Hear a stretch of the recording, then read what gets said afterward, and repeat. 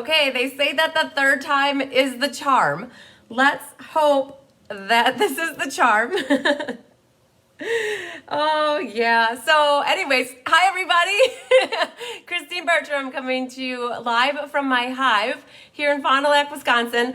And now I've got about 10 people emailing me and messaging me where I am. And I was just trying to concentrate on being in the right place. So I think we're in the right place right now, guys. So what happened the very first time? Let's see. Found ya. Danny's on here. Yay. So Ann Miller, you should be finding me now too. So I think you guys know I helped put on a really big retreat this weekend. And that was a retreat for Stampin' Up! Demonstrators. I'm trying to find my video here so that I can watch along with you guys. And we were doing a lot of business training and creative demonstrations, and we were using my technology to go to a private Facebook group, which is where everybody who paid for the event can access everything. And there it is. Third time is the charm. Okay, Carolee found me again. Hi, Robin. Hi, Angela. Anna's here. Cheryl, yay. So I talked for 2 minutes, and people were on the Facebook Live with me, and we were going and going and going.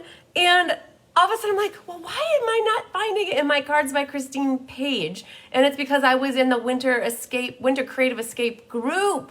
So hi, Faye. Oh, thanks for joining me, everybody. Hi, Kathy from Iola. So Kathy King is back, you guys. So some of you that did the Winter Creative Escape with me were like, yep, she's live. This is what we're going to do.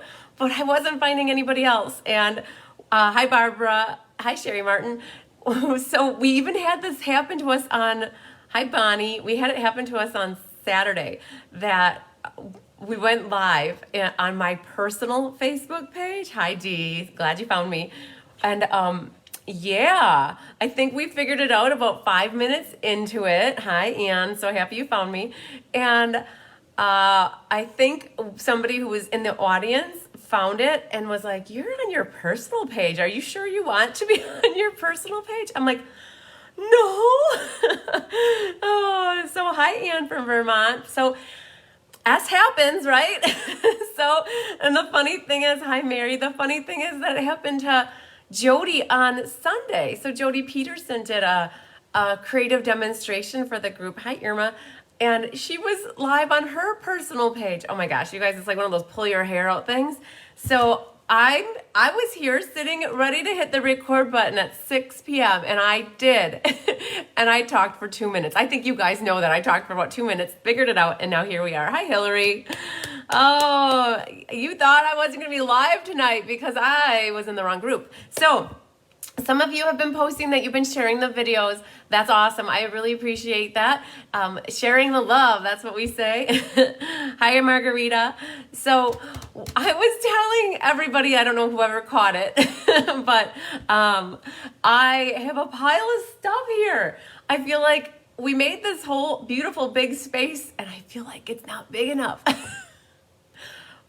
But it is. I just have to learn how to maybe pull in like a rolly cart next to me so I can set stuff to the right and to the left of me. Because I definitely have consumed all the counter space between making 4 cards tonight with you guys and having my celebration stuff. And oh my gosh. So, okay. So Faye got her big box from the Winter Creative Escape today. And so Faye, you got 2 boxes because you bought raffle tickets and you won 2 packs of Designer Series paper and they did not fit in there. My mom thought that they would and I was like, no, we can't get that paper to Faye and have the corners be mushed in. So you got, when Stampin' Up! Has DSP that's on back order, they ship in these little flat, thick cardboard-like things, and so you got a special one with DSP in it. So hi, Patricia from Indiana. Hi, Sharon. Hey, Mo. You got Happy Meal today. Yes, you got your product share. I was going to talk about that. So you get to go sneaking through your product share and see all the good stuff. Hi, Karen. Hi, Sharon. So thanks for sharing, Patricia. So you guys know I always have my little list of things we got to talk about before we get going. And so last week, Tuesday was the 5th. And I think we did the live on, I think we did a live on Tuesday. I can't remember anymore. I think I did. But I was so excited. Hi, Jennifer. So you're never going to guess, but I went live in the Winter Creative Escape group first. That happens. Hi, Jean Benson. Oh, Kathy got her big box too. So much fun. So last week, Tuesday, was the first day of Sale-A-Bration. So I was like in a hot mess of getting stuff ready for the Winter Creative Escape. And one day I went live and I didn't remember everybody who signed up to be on my team, the Be Happy Stampers. So I made sure to write all the names down because, you know, when you're under pressure and you can't always remember everything like for that second. So I wanted to give a great big congratulations to the following people who joined. I know I mentioned a couple of you last week, but I didn't get everybody. So Ellen Brover, Brianna Lapnin, Brenda Lovelace, Ann Miller. And Ann Miller signed up on Diane Bogenhagen's team. And then Melanie, your name is odd to me because it's H-A''O. So I asked my mom, how would you pronounce that? And she said, hey-o. And so Melanie, I don't know if we ever discussed how to pronounce your last name, but I was going to say Melanie, hey-o. And you signed up on our Carla Reel. And then that was last week. So all you girls are awesome. Our team is growing. And today I have some exciting news. Deborah Norman signed up under me personally and is another Be Happy Stamper. So wonderful, wonderful. They're all taking advantage of the DSP. Oh, I have it now. Let me show you. Hang on.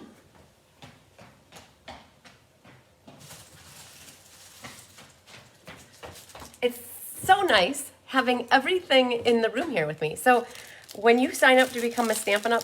Discount shopper or demonstrator, honestly, whatever you choose to do with it is completely up to you. Hi, Linda. Hi, Mary Jean. How do I make the comment feed go to the side so you can see it all? I think what you do is you slide it like that, and then you turn your phone like that. Does that work for you? I think that's what you're trying to ask, Danny.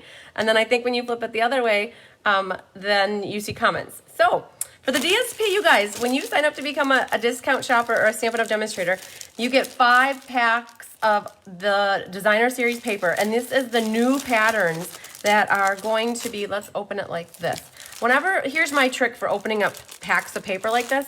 I hate these little flappy things, and then you get glue on them on both sides. So I just generally always cut them like that. And you make sure you get the corners good so that you can slide the paper in and out. But they have the new patterns that are going to be part of the next annual catalog. So these remind me of like aces or something, or spades. So little polka dot things. And these are not, what colors are these? These are the Regals colors. And then the back side is like the diamond pattern. So you get 5 packs, and it's the 4 main color families and then the newer in colors with the Magenta Madness and the Bumblebee. So it's like a $57 value. You get this plus your $125 worth of product. You get a paper pumpkin from a previous month. You never get like this month or a future one. It's always one from like maybe 4 to 6 months ago or even 3 months ago. So they're really pretty paper. It's all current colors, and then you get the new patterns. So, all right, we'll start a pile back there of that. So, that is the best hint I have ever given, Arliss. I think you're talking about cutting the paper. So, yeah, you guys, I hate packaging.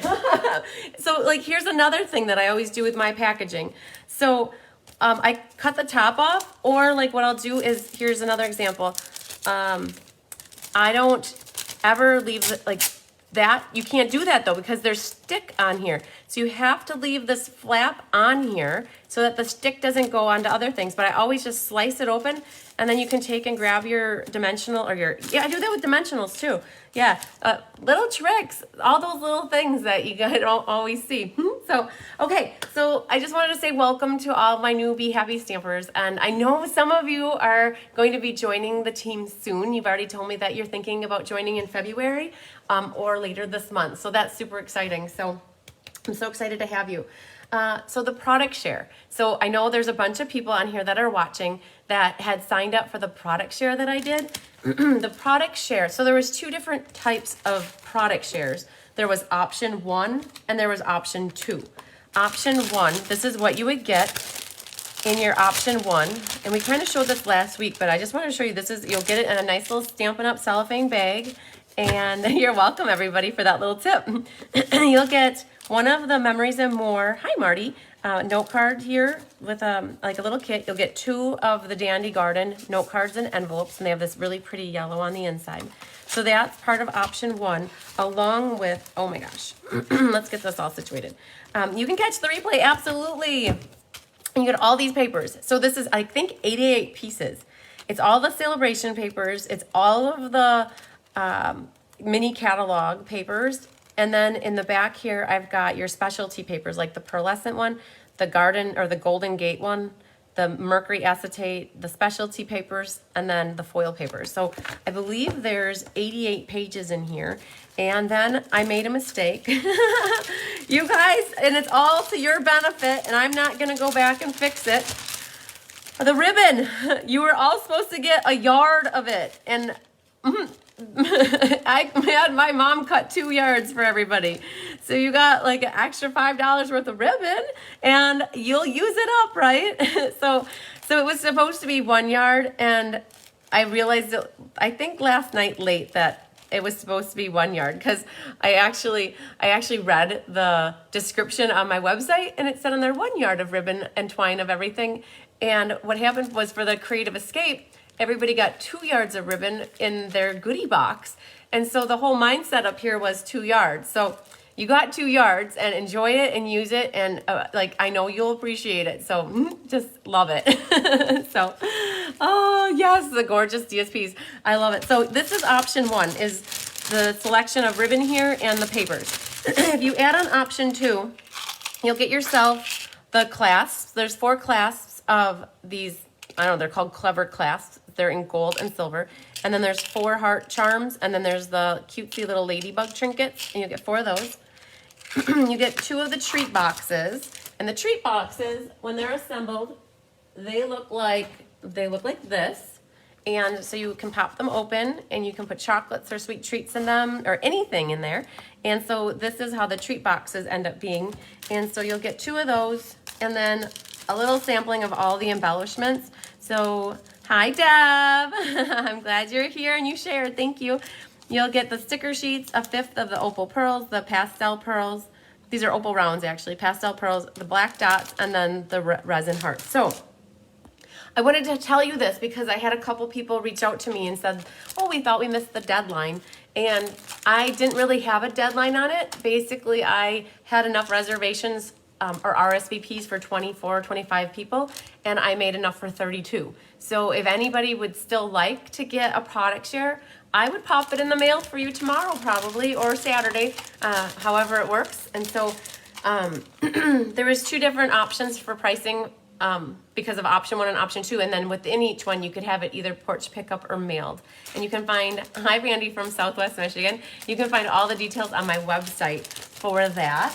So let's move that off to the side. See, I'm making space so we can stamp together. So the other thing too is I have 1 extra of the DSP sampler sheets as a kit ready in case anybody wants that. And I'll be showing you these tonight. This is a sampling of what it makes. So if you're a Stampin' Up! Demonstrator, Sue, you'll have to check my website for the pricing. Just go to cardsbychrisb.com. Go to January 5th. January 5th is where I talk about the product share. And if you're trying to test my memory off the top of my head, and you guys might correct me if I'm wrong, but I think the porch pickup cost for option 1 was $32. Mailed was $40 because shipping is like $8. And it was $49 for porch pickup for option 2, plus $8 is $56, right? But then there's convenience fees on there. So that's the cash or check or Venmo or PayPal friends and family fee. If you order through my website, it charges a convenience fee for the credit card processing. So that's why I'm like, you'll have to go on there, because if I quote something and then you might say, well, you said it was this. Well, I want you to look it up and then I won't be wrong. So yeah, so just go to my website from January 5th. go to the product share. The other thing is the DSP sampler. The DSP sampler is also on there for January 5th. And if you're a Stampin' Up! Demonstrator, an avid customer that likes to have all the paper at a glance, I have one of these kits available as well. So just want to tell you that. Kathy wants to buy a paper sampler sheets if no one else wants it. Okay, perfect, Kathy. So I'm going to have a little notepad here so that we'll touch base after class today or tomorrow to go over that. All right, so that's that. So we talked about the product share. Okay, as long as I got the camera down, I want to show you guys what we're going to do next week. We're going to do the January monthly card class next week, and love is in the air, and it's not too late to sign up for this. I know, Dee, I have to mail your kits out yet, but if you're doing the class with me tonight, I included the monthly cards if you're doing both classes. So I was able to get them out. And I'm so excited because I think shipping is finally getting caught up because Kathy King in Oregon got her card kits like yesterday maybe. And like she's all the way on the other side of the states, and the mail must be doing better. So this uses the Kangaroo and Company, the snail mail, and then lots of love. And so this is next week what we'll be making. And it's not too late if you want to sign up. You got to reach out to me, email me, text me, call me, Facebook message me, let me know. I do have a disclaimer, you guys. I try to catch comments live, and I don't catch comments necessarily in a replay. So if you ever want to sign up for a class, it's not a good idea to put them in the comments of a Facebook video for me. Always reach out to me. And if I don't respond to you within a couple days, that means that either I missed it or I'm like, I didn't get it. So, or I saw it and I was in the middle of something. But I always look for an email, a text, a call, like anything that is a two-way communication that way. So you can put it in the comments, but then always follow up. That would be good. So Danny, how do we get the 88 pieces of ribbon? I missed it. Rudy, my cat, was meowing and bugging me. Oh, that's so sweet. I wish I had a cat. Not yet, but I'll get one eventually again. So thanks, Angela. Yeah, the product. So Danny, go to my website. It's for January 5th in the events section. You'll find all the details. Yep, and you can pay for it on my website or you can PayPal me. You guys know the drill. I take Venmo, PayPal, friends and family, cash, check, and Zelle. So, okay. All right. Then the other thing too, I have to confess, I did not mail any of the prizes that were won from last week that I announced. I went right into winter creative escape mode after the live last week, and it was like that until like now. And so I do have a pile back there from Mystery Night, the Top Fan, and the cards that we made from Paper Pumpkin. I ask for your forgiveness. I was a little bit busy the last week, and so my plan is to get them caught up by Saturday and get them in the mail to you. So I just wanted to be honest. So if you were looking for them in the mail this week and you didn't get them, I didn't want your expectations to be broken. So they'll be there soon. I usually get them out the next day, but life happened last week. So and then the other thing too is we're gonna announce who the winners of, where are they? The two cards here. We did these two cards last week. And so I have winners on the back here that were drawn for these two cards. So we'll do that later. So don't let me forget. And then I wanted to show you guys too. One of the differences, like I don't know if you guys can even see it, but you guys heard that the Whisper White went out of stock around the Christmas time. And then they came out with Basic White, and you could order Basic White starting last week, Tuesday. Can you see a difference? Not really, right?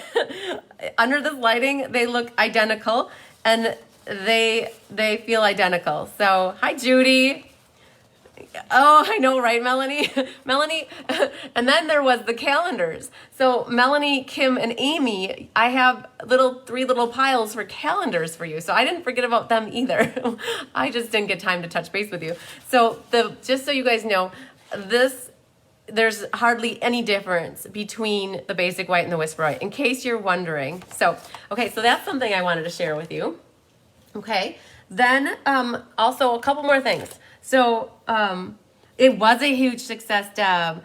Yes, and you guys, you know what? What came out of the Winter Creative Escape is, well, I definitely am doing it again next year. So it's January 8th and 9th, and it's for Stampin' Up! Demonstrators. And I love planning for you guys when you want to get together and have a Stampin' Retreat. So like it's a a Stampin' Up! On Stage event meets a crafting retreat with your girlfriends. And it's planned for Hilton in Oshkosh, Wisconsin next year. And it's the 8th and the 9th, I think, or the 9th. It's like the same weekend. But what came out of it is I think we're going to do a summer creative escape. And I'm formulating it up here, how it's going to work. It's going to be a more private event here in the Hive. And I'm going to do it as a one-day event, but do it 2 different days, like on a Friday for one day and a Saturday for one day. So it was one day. And I'll be making takes with a goodie bag. And it's going to be limited space to people who are primarily the displayers or to people who are doing creative presentations in my team, but I'm definitely going to have an online version of it. It's the summertime, so people are super busy and they're off traveling and doing stuff. So I'm going to offer this one in an online format as well, just like I did the other one. And you'll get those goodie boxes, like all these gals are saying that they got their big box of goodinesses. so it's like 10 making takes, and it's just a good time. And so I know that like we're in a world where technology is at our fingertips and we can stay connected and make things together virtually. So I'm definitely I have a plan. So as soon as I get all my details worked out, then I will be sharing that with everybody. So oh, you're going to come to the summer one, Melanie. That's awesome. Yes. Okay. So just a little bit more here too. I wanted to show you, I've got a Stamparatus 101 class. Some of you were asking about like how to use the Stamparatus. And so I have a Stamparatus 101 class. You guys that received my schedules from me, this is not on the schedule. I have 2 versions or 2 classes. One is March 3rd in person, and then April 5th is going to be my online class. It's a Monday for you guys. So there's 2 lives that week on a Monday and a Thursday. And so I already posted this class on my website right here. So if you go to April 5th, you can already check out the details for this class if you would like to. It's so cute. And then coming up in February, I have these couple cards already made that you guys will be making for the February monthly class. Okay, you guys, the piles are dwindling down, and we're gonna start stamping here like I think now. Are you ready? Oh, wait, I'm not done. Okay, so it's Sale-A-Bration, or it's Sale-A-Bration time, and so when I do my card making class, April 5th, Stamparatus, I am there. Okay, Danny, send me a text or an email to tell me that because I don't want to write it down right now. But it's Sale-A-Bration. And I, for 3 years, have been making up a Sale-A-Bration board that looks like this. All right? So win a $25 shopping spree. Guys, look at it. It's fall. It's already fall. It's amazing. And then on top of it, there's already 17 more boxes that need to get filled on the next one, but I wanted to do the live drawing tonight after class. So some of you, I had to go back from January 5th because Sale-A-Bration started January 5th. So some of you have your name on your board on this one, and some of you will be getting your name on the next board. So what we'll do is there's 25 slips on the board, and I'll do a drawing, and whoever gets their number drawn wins a $25 gift certificate. And then either I'll do the next drawing live in a class or we'll do it live next week. But I'm going to be rolling through the boards here, girls. So fun stuff. And so we can't forget to do the drawing. So if we're getting down to the end of class and it sounds like I might forget to do that, keep me on my A game and help me remain honest to that. And then the other thing too is just a shout out to everybody.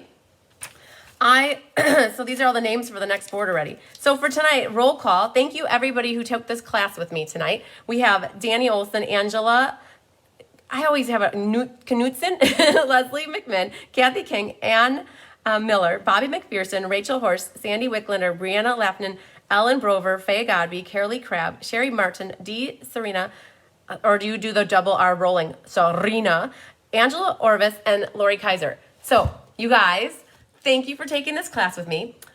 I was a little behind the 8 ball because I have a little gift for all of you. And, oh, you can't see it there. So I have this beautiful gift for you. And if you look over my shoulder when I have the video on me, I have these for you guys. So the next time I have to mail something out to you, all 16 of you, this is your little attendance gift for doing my Sale-A-Bration card class with me. And so it uses some of the True Love paper one of the stamp sets that's new, this Blushing Bride metallic ribbon, and then the heart clasp. So I have a whole little pile back over here for you guys. So the next time I have something that needs to get mailed to you, I'll condense the box and make it go flat, and then I'll ship it out to you. So yay! And then on top of it, this is what I am doing for my Sale-A-Bration celebration. By placing $150 worth of orders this month and next month, this is what your gift for me is. Not the frame, but the inside matte piece. And so I have like 10 people already signed up for that. Even if you're not local and you're remote and you take my classes and buy product from me, I will be shipping that as a free gift to you for that class. So, woohoo! How exciting is that? Okay. Yes. So I love to make you guys feel loved. So I just had a lot going on last week when I mailed out all of your kits for tonight. I didn't think, oh, I got to put their goodie or their little attendance gift in the box or the bag with you guys. So it'll happen. I'll get to you. The chocolate won't go bad in there at all, I promise. And they're the strawberry Godiva thing. They're not Godiva, but they're the strawberry centers that are really good. So yay, lots of hearts. So yes, and then on top of it, for you guys, the 16 of you, help me remember this too. I'm going to do a random number generator. Out of the 16 of you, I'm doing an attendance prize drawing, and one of you will win a pack of the, I call it ombre paper, but it's ombre paper. I'm giving away a pack of the ombre paper. So let's make sure we write that down. All right, so 1 through 16 drawing. Okay, so that'll be a nice little surprise for somebody too. No snacking on them. So Jennifer, the spinach artichoke dip was a hit last night. It's half gone. I think I might have mentioned that, but whew, it was good. So, all right. So what are we working on tonight, guys? It is the Sale-A-Bration card class. And so I tried to feature products from all of the Sale-A-Bration, like the little, we can pull out the catalog now. I was having a hard time not sharing this with you guys. Look at me. I wrote down the number for basic white paper so I'd have it handy. So how Sale-A-Bration works is you get a free gift with a $50 purchase. And one of the free gifts could be this pack of paper right here. And this pack of paper is the paper blooms. It looks like this. And I used it on the hummingbird card. So it's this strip of paper there. So I showcased that one. And then on top of it, there is another, I didn't do the donkeys this time. I'm saving that for next month. There is another stamp set in here. Oh, Approaching Perfection, and that's where you'll see I use the happy birthday from. On this side is the ombre paper, and that's where I pulled in right here. So that is where that was used, and how that works is you get 4 sheets. Oh, I think you get 8, I don't remember. You get a pack of this. It's only 4 different pieces. 1, 2, 3, 4, yep. And I think you get 12 sheets of each piece, something like that. But the colors that coordinate it are the Blackberry, Granny, Bermuda, and then the Rococo Rose. Then if you flip over, Corner Bouquet. Somebody's got to help me with that one. It wasn't tripping my trigger. Gotta be honest. Heal Your Heart. I definitely pulled that in here with a thank you for this paper, or for this card. And then my also favorite product in the Sale-A-Bration catalog is absolutely by far above and beyond here, the Flower and Field Designer paper. I used it on this card right here. It was in that DSP, that sampler that I just showed you guys. And look at that. Oh, this makes my heart happy. I love this paper and this paper and this one and this one and this one and this one. All of it, maybe the green one. I don't know. It's there. So, but oh my gosh, I love all of these. Oh, I have to show you. I made a corsage for all the people who did displays and presented, and I made it with this right here. If I have to get up and go run, I'll try to remember to grab that. But this is by far my favorite, and I used it in here. And then, look at this. If you guys are wondering, I cased the card from right here to make my card, and I wasn't gonna have you guys fussy cut all these little daisies, so we made some other flowers, and we're gonna talk about these flowers when it comes time for that card. Touch of Ink. I think this is my favorite stamp set that's in the Sale-A-Bration catalog. It's where I pulled in Mr. Hummingbird here with the flower. My grandma loved hummingbirds. 20 years ago, there was a stamp set that had hummingbirds in it. I still have it. I had to make so many hummingbird cards for her. So this reminds me of my grandma, makes me happy. Oh, then lastly here is the berry one. So these are close. I love berries too, strawberries. The strawberry set in the catalog is one of my favorites. And so, oh, Alice, you made some get well cards today with the floral stamp. Yes, so nice. That would be a perfect sympathy card too. The berries here come with a $100 purchase. It's free. So you get the pack of paper and the stamp set. And so this last card that we're going to be making features that. Back to this one. This was free with a $100 purchase. Otherwise, everything else in here was with a $50 purchase. The other thing during Sale-A-Bration is if you host a party, you get a free stamp set at a $300 workshop. You get the extra punch party stamp set. So next month when I do Sale-A-Bration Hoorah Raw class, we'll be using the punch party. So you guys should have this little catalog, I'm hoping. If you don't, it is available to look at online. And if you need a copy of this and you're my customer, just let me know. I need you to get this in your hands so you can see it. Do you have any more of the card kits available? I might, Melanie. I have two people that are on the fence. I have 40 people signed up and I had 40 kits. So at the moment I don't, but I have 2 people that had a death of a close friend, and they may not come to class tomorrow night. They may cancel, and then that's okay. They can, and then in that case, I would have 2 kits left. So we'll talk tomorrow. Let's add you to the list here, okay? Hi, Kathy, Cornea. Melanie, we're going to talk about card kits tomorrow, all right? So I made myself a note on that. I know that, Danny, I told you to text me or email me. I was right in the middle of something, I think. So you guys got to help me remember things. And this little brain up here doesn't work so well when it's on maximum overload. So which one do you guys want to start with? We're going to do ice cream first. Oh, my gosh. So this is the ice cream. It just uses this stamp and this from the Sale-A-Bration, and I just thought these colors would look really good with the ice cream cone. So you guys got your kits. Oh, I know.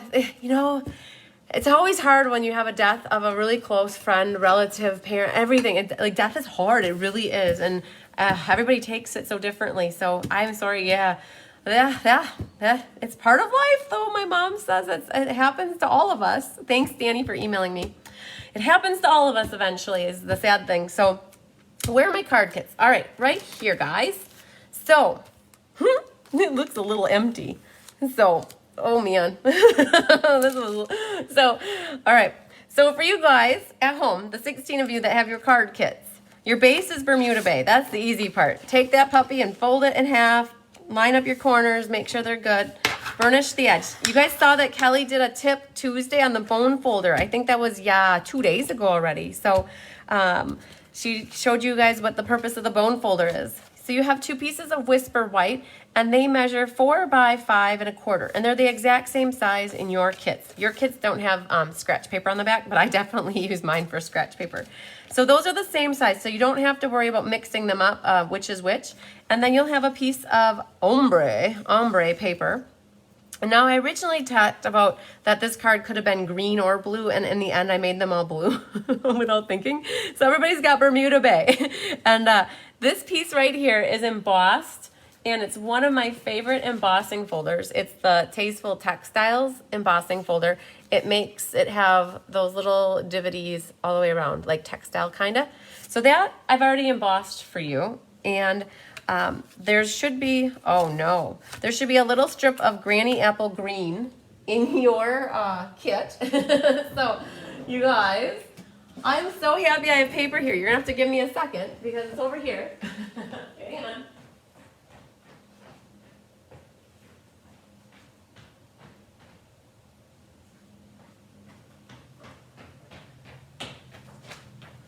I had to go get some paper. So in your kit, you should have this already cut out for you. So for me though, I forgot to include a piece in my kit. So I'm gonna cut a little piece, just what I need here.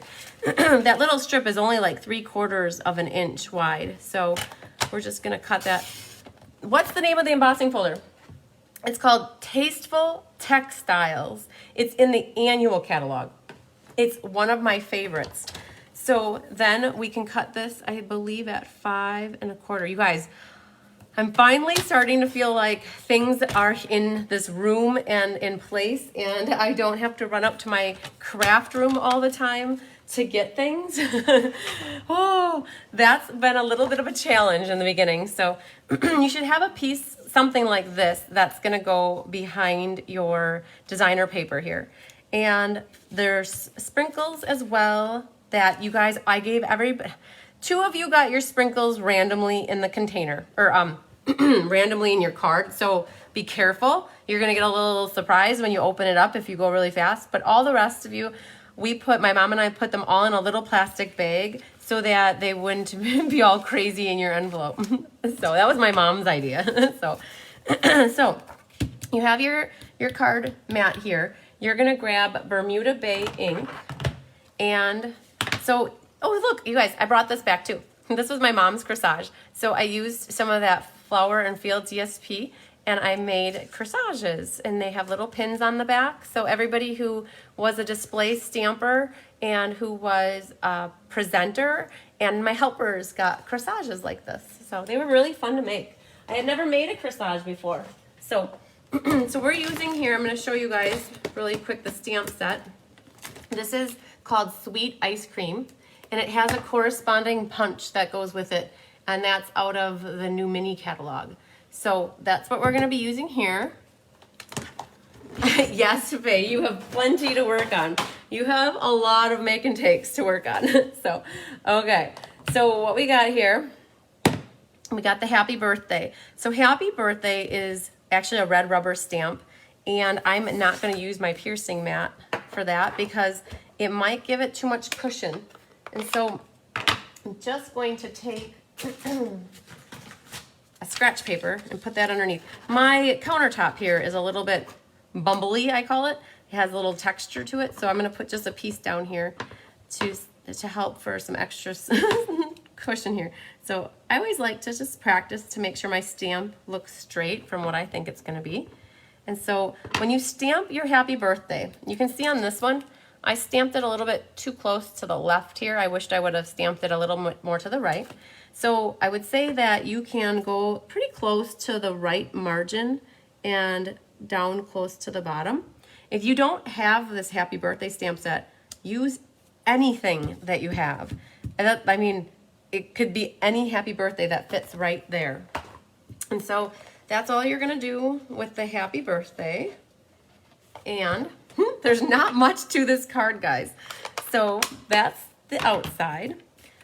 Let's do a little assembly so we get some of our stuff put together. So how I assemble little strips like this is I'll put a little line of glue just along the one edge like that. Which set is, oh, so Carol Lee, it's from the Approaching Birthday, or the Approaching Perfection. The Happy Birthday. Let's show you guys here. It was just in the Sale-A-Bration catalog. Approaching Perfection. That's where the birthday comes from. It kind of, this card to me is like a kid's card with the colors all vibrant. The ice cream reminds me of like Incredible Hulk and berry blue. So it's like, it just reminds me of something a kid would love to eat. So the Happy Birthday, that font looked like it would be perfect for the set. So you guys have a choice here on how much green you want. You could have a little or a lot, however much you want. You can make it a little sliver. You could make it, 1/8 inch, 1/4 inch. You can put as much as or as little as you want. So I tried to pull in different Granny Apple in different places, but I actually personally liked the Bermuda Bay stamped instead of the Granny Apple green. So that's why I went with that. So then once you have the Granny Apple strip glued on here, and then just put a little bit more liquid glue. Thanks, Jennifer, for answering Carol Lee. I appreciate that. We're gonna go ahead and put this lined up on our left-hand side. And I'm just gonna make sure that my edges are flush on 2 of the sides, and I'm gonna trim off that hair on the top here in a second. All right, give that a second, and then think for now, you guys know if your paper is too long, be happy, because if it's too short, you'll see it, but if it's a little too long, you can always just take your scissors and trim that little bit off, like that. And So that's, see, I did that better. I'm a little bit more centered. So just know that you have about 2 inches to work with here. And then what we can do is go ahead and glue that into the inside. Melanie, you ended up with 2 of them. So find a home for the other one. Do you have a Stampin' Buddy that could benefit from having one of them? Or you could always give it away as a gift to somebody else too. Somebody that you know that stamps. At this point, I have so many Sale-A-Bration things, it's not even funny. So, all right. That's the prepping of our outside. There's also what you guys have in your kit. You have 2 of these pieces. So, I tried to keep the framelits within the family. So, you know we use the Tasteful Labels dies. Embossing folder. Then I pulled out these dies. So these are called Tasteful Labels dies. They're in the annual catalog. So like on this card, I used this one. On this card, I used that one. On this card, I used that one. And lo and behold, the last card, I used this one. And I still had 2, 4, 6 left to use. So these dies are so versatile. If you're looking to recreate these cards, these dies would help you do it very easily. So there's 4 in here, and that's what I used on those 4 cards, and they're called Tasteful Labels dies. Definitely worth the purchase, and they're in the same suite as that embossing folder. And so what I've got here is a Bermuda Bay that's cut out the same as this one. And I wanted to have, so I didn't want to have blue on both sides because you wouldn't really see the blue on the side. So I prepped it so that there was just the blue on that side, and then the white looked really sharp against the Bermuda Bay. So all you need to do on this one is adhere the, we're gonna go like that. Adhere the white on top of this. Yes, Jean, those dies are awesome. They're so versatile. And I liked, instead of cutting this back one in half and giving everybody a half, I liked having the hole here because that little bit kind of curves down and it looked nice versus having a sharp edge right there. All right, then once you've got that glued together, grab your dimensionals, and I popped mine up. If you're not a popper, you don't have to pop. And just pick them off, and that's gonna go on the card front, like so. How I tried to line it up is just so it's centered left to right and a little bit higher than the equator. I kind of centering it with the words. So something like that. Okay. In your kits now, you guys are probably like, what did she send to me? So this is what I had to work from, guys. So some of you will have gotten pieces that look like this, and you're like, what is that? Why did she send me as half like this? So, and like, there's another one. Some of you may have received one that looks like that. Don't fret. I made sure that you have a nice solid one on the top, but you have a weird one on the bottom. Some of you did get 2 nice looking ones because that's the way it worked, but I have to show you here. In this paper, this is the ice cream paper.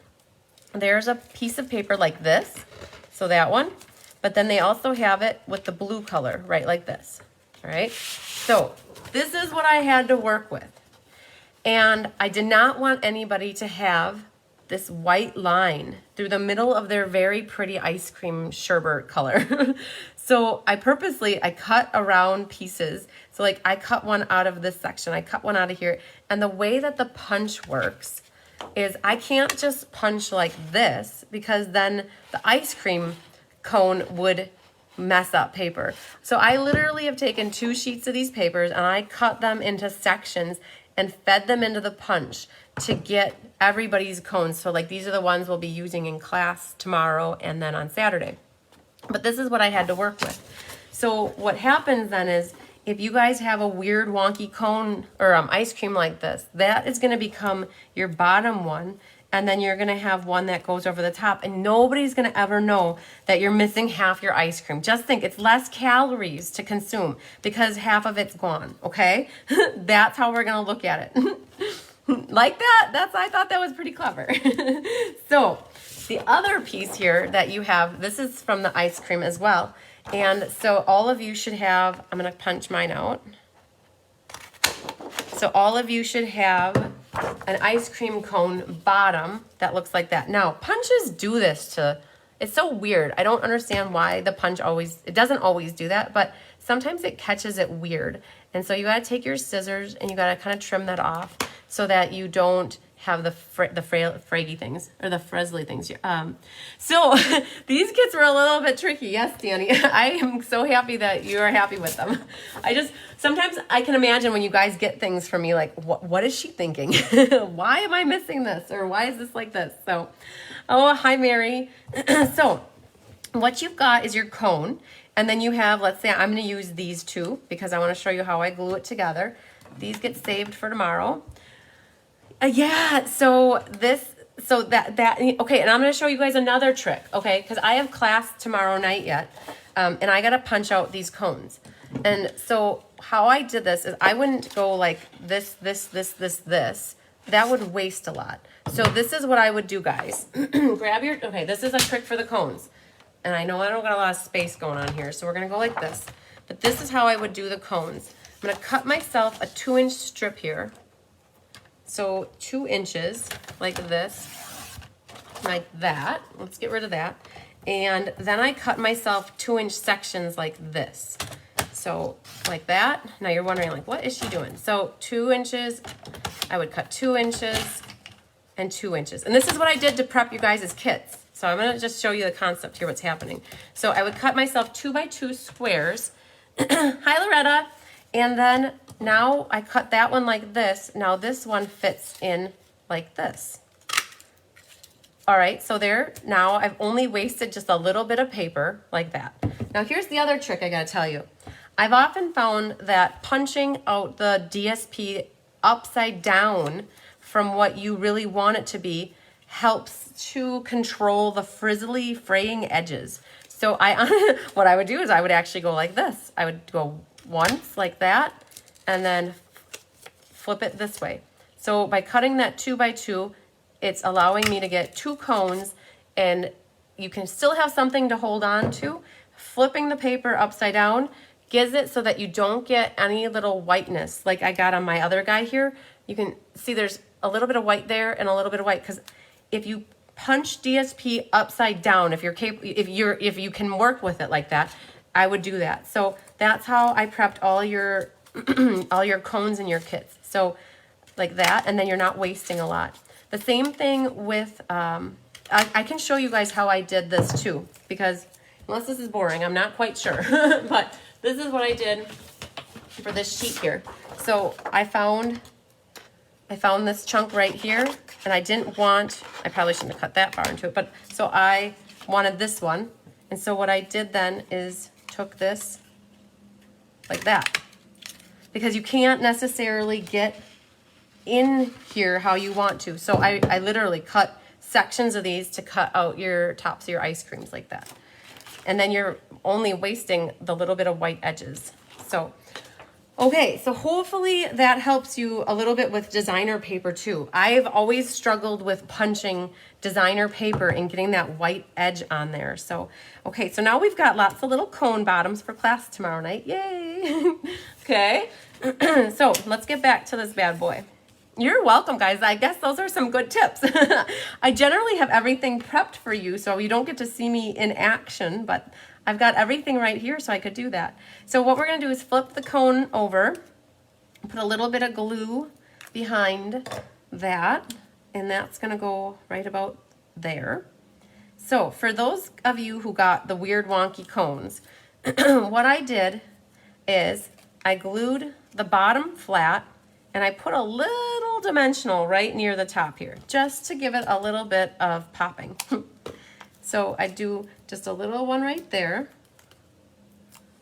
Oh, Deb, you got this today. Yay. You're going to love it. I was a little uncertain about it, but who doesn't love ice cream? Ice cream, you scream. We all scream for ice cream. So I put a little glue so it's flat on the bottom, and then we're popping up the top. Again, don't worry about the part that somebody took a bite out of already. I'm sure they enjoyed it. And so then this one, I'm gonna do something very similar. I'm gonna take a dimensional, put it at the top, and then we're gonna put a little line of liquid glue along the bottom like that. And then we're gonna just stack that right on top of our cone, and we're gonna give it a second because otherwise the bottom part's gonna pop up. Connie Davison, you're asking what the cost is. I'm not quite sure what you're referring to. So you're gonna help me know what you're talking about. If the kit is available, I think you might be referring to the kit if it's available. Reach out to me with an email tomorrow, because if I have two people that are coming together that if one can't make it, they both can't make it. So then I would have two. So I think that's what you're talking about. All right, we're almost done with the outside of the card. This is actually a really simple layout, guys. Then we have to do the inside. And so with the inside now, we're gonna be pulling in the photopolymers. Oh, Connie, kits, perfect. That's what I thought you were talking about. Send me an email, Connie, chrismbertram@msn.com. Help me remember that for tomorrow or tonight, later tonight. So this is our inside. And it says happy birthday on the outside, and then with sprinkles on top is what's gonna go next. Let's see if I can find the stamp. Oh my gosh, you guys, there it is. Found it. Okay, so it's a little bitty one here. And I am gonna do the Bermuda Bay along the top. Just let that ink soak into your paper. You don't have to be fast and rush it. Give it a second for the ink to soak into the paper. So that's that one. Then what we're gonna do is, you guys see this weird looking piece right here? That's called a mask.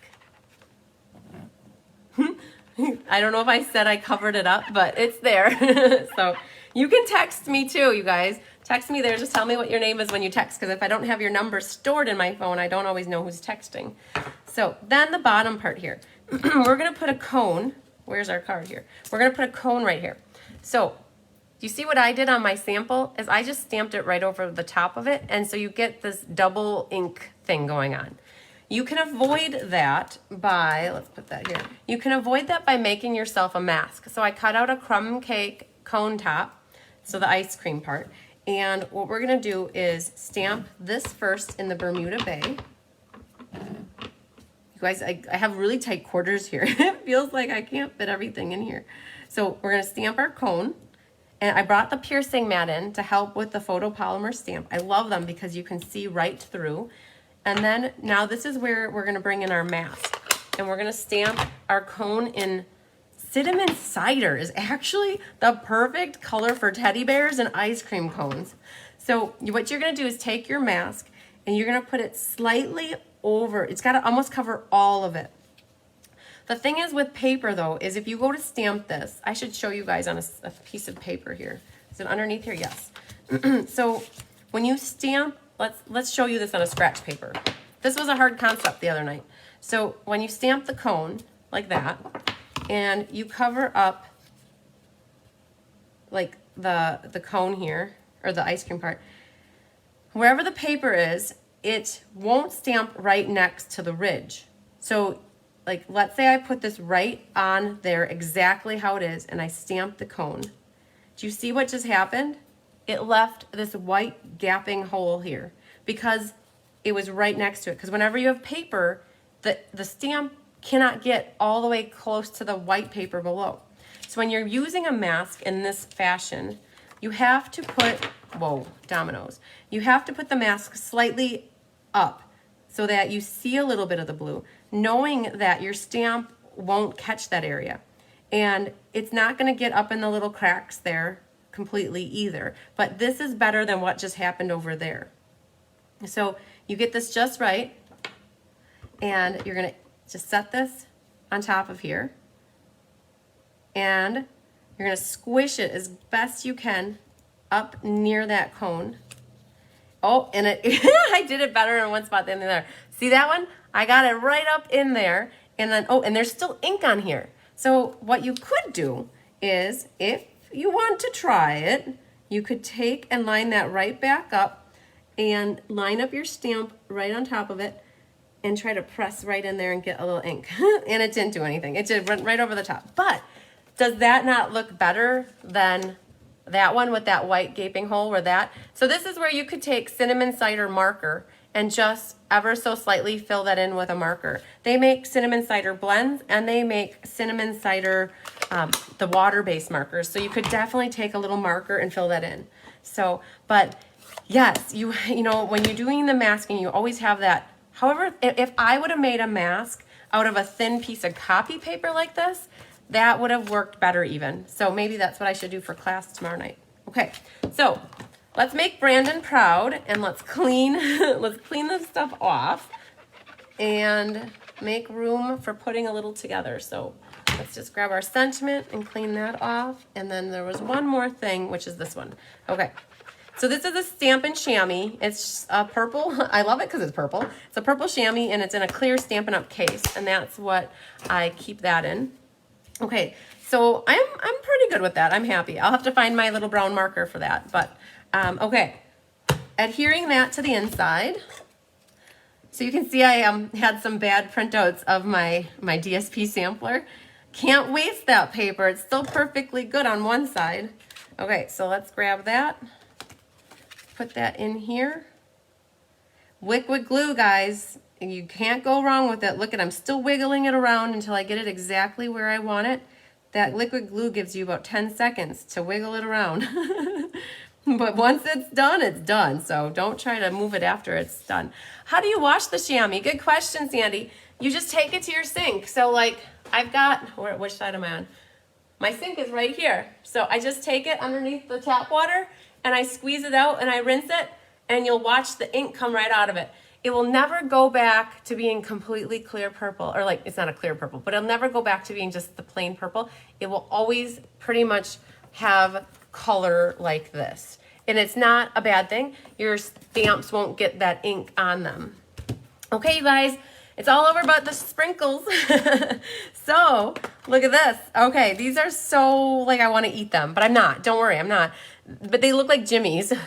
So there's all these different colors, and all I did for you guys is I took a little handful and I put them into a plastic bag for you, so that you wouldn't have them all over. So, but two of you, I can't remember which two, maybe Brianna, I think Brianna maybe, you got them loosely in your card, and one other gal, just surprise. So how I use this, hi Donna, what I do for this is I take my liquid glue. And so some of you like the fine tip glue pen, that's fine too, but I'm just gonna go and take and put a couple little dots where I want to put the sprinkles. And don't worry, it's not gonna dry on you. And you don't want to over put your dots of glue, because otherwise it'll be oozy all over the place. So I've just prepped where I want them to go. Now this is where your take your pick tool makes its grand appearance here. There's this putty end on here, and that putty end is what picks up the little sprinkle. And now you got to be strategic about where you put them. You don't want to put all the red ones. Danny, you got yours loose in the envelope. Yay! I hope that they didn't all up and on the floor. Oh, I think you and Brianna got them like that. Oh, yes, you're right, Jennifer. The shimmery crystal effects would be fun too with the sprinkles. Oh, yeah. So I am just going to be going in random spots. I'm trying not to get like too many blues next to each other and too many yellows next to each other. But the putty tip on this, I've never appreciated the take your pick tool so much when it comes to this kind of stuff. I've got my mom using this tool. She helped me put some rhinestones on some swap cards, and she does that. That's one of her things she loves to do, is put the diamonds on. Putting an embellishment on a card is by far the best part, I think, of the card. It's like, it's the finishing touch. And I let my mom do that because I know how much fun it is. And she said to me, "Where's that tool that picks up your stuff?" And she knows where I keep it now. So mom loves the take your pick tool. So I'm trying to figure out here. I'm going to do a red one there, maybe a blue one here, and I got to get another purple in here. Just on your desk. Okay, Danny. Hopefully I gave everybody enough sprinkles. I think I counted. I used about 9 of them. So I wasn't trying to overload the card with sprinkles. I think that we got to get a purple one, and then we're good to go. So you guys don't have a tool like this, the Take Your Pick, it's like 10 bucks. And it comes with the putty on one end, it comes with a pokey tool on one end, a spatula, and then a stylus as like a extra cartridge thing for it. So comes in very handy. So, woo, we did it, guys. Okay, I'm shutting the sprinkles because I don't need them all over the floor. My little dustbuster, what are they called? The Roomba would have to eat them all up. So yeah, Deb, there is a refill. So I believe when you get your Take Your Pick tool, it comes with a refill. Plus you can buy refills for it. So yes, you can definitely. Yes, yes, yes. So you guys, I think that's it for this one. That one took a little bit. So I need to get the sprinkles. Oh, Melanie, you're going to love them. Yep, you're going to love them. So they make really cool shaker cards too. So I have my swap card showcase next week. You guys are going to definitely have to stay tuned for that. So, because there's some sprinkly cards in there. So, okay, we got one done. And now which one do we want to do? Okay, we're going to do this one. So this guy's next. And this one would make a great anything card. Best wishes, anniversary, sympathy, get well card with the flowers on here. So this guy right here is, we pull in the black matte dots for this one. Let's get this stuff over there. And let's grab our kit. So you guys, in your kit, you're going to get a piece of thick Whisper White. Whenever I do card bases, if they're in vanilla or white, they're always the thick. And this is the Whisper White yet. I've got a little stockpile of the thick Whisper White. So you guys are going to be getting Whisper White for a little while yet with your cards when I use them until I convert over to basic white.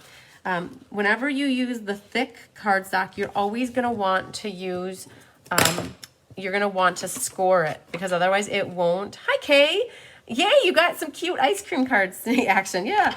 So you're always going to want to score and Kelly showed how to score with a bone folder in her Tip Tuesday as well. So you always score the thick paper first, and then you can burnish it very nicely. Otherwise, you're going to get those little spider legs kind of all over. In your kit, you're going to have this piece of DSP from Flowering Fields. So it's so pretty on the outside, too. Oh, man. Okay, I'm still going with this one, though. So it's a 3 by 5.5. And then you've got 2 strips of basic black paper that are about 3/4 by 5.5. And that's simple. Let's get them glued down right away. So there's nothing holding us back from that. So it's kind of like the last card. I had a little strip. I just put a little line of glue down the middle-ish. Hi, Connie. Oh, Connie, you're asking me how many cards? 4 cards. So this is our second one right now, and we have 2 more to go. So this just, again, if you want to see more or less black, that's completely up to you. When I'm adhering a strip like this, I always make sure one side is completely flush. I don't worry about the other side if there's a little bit of hangover. It drank too much the last night, but I'll cut that off a little bit later. And then I'm going to make sure that I line this side up so that the 2 good ends are on the same side.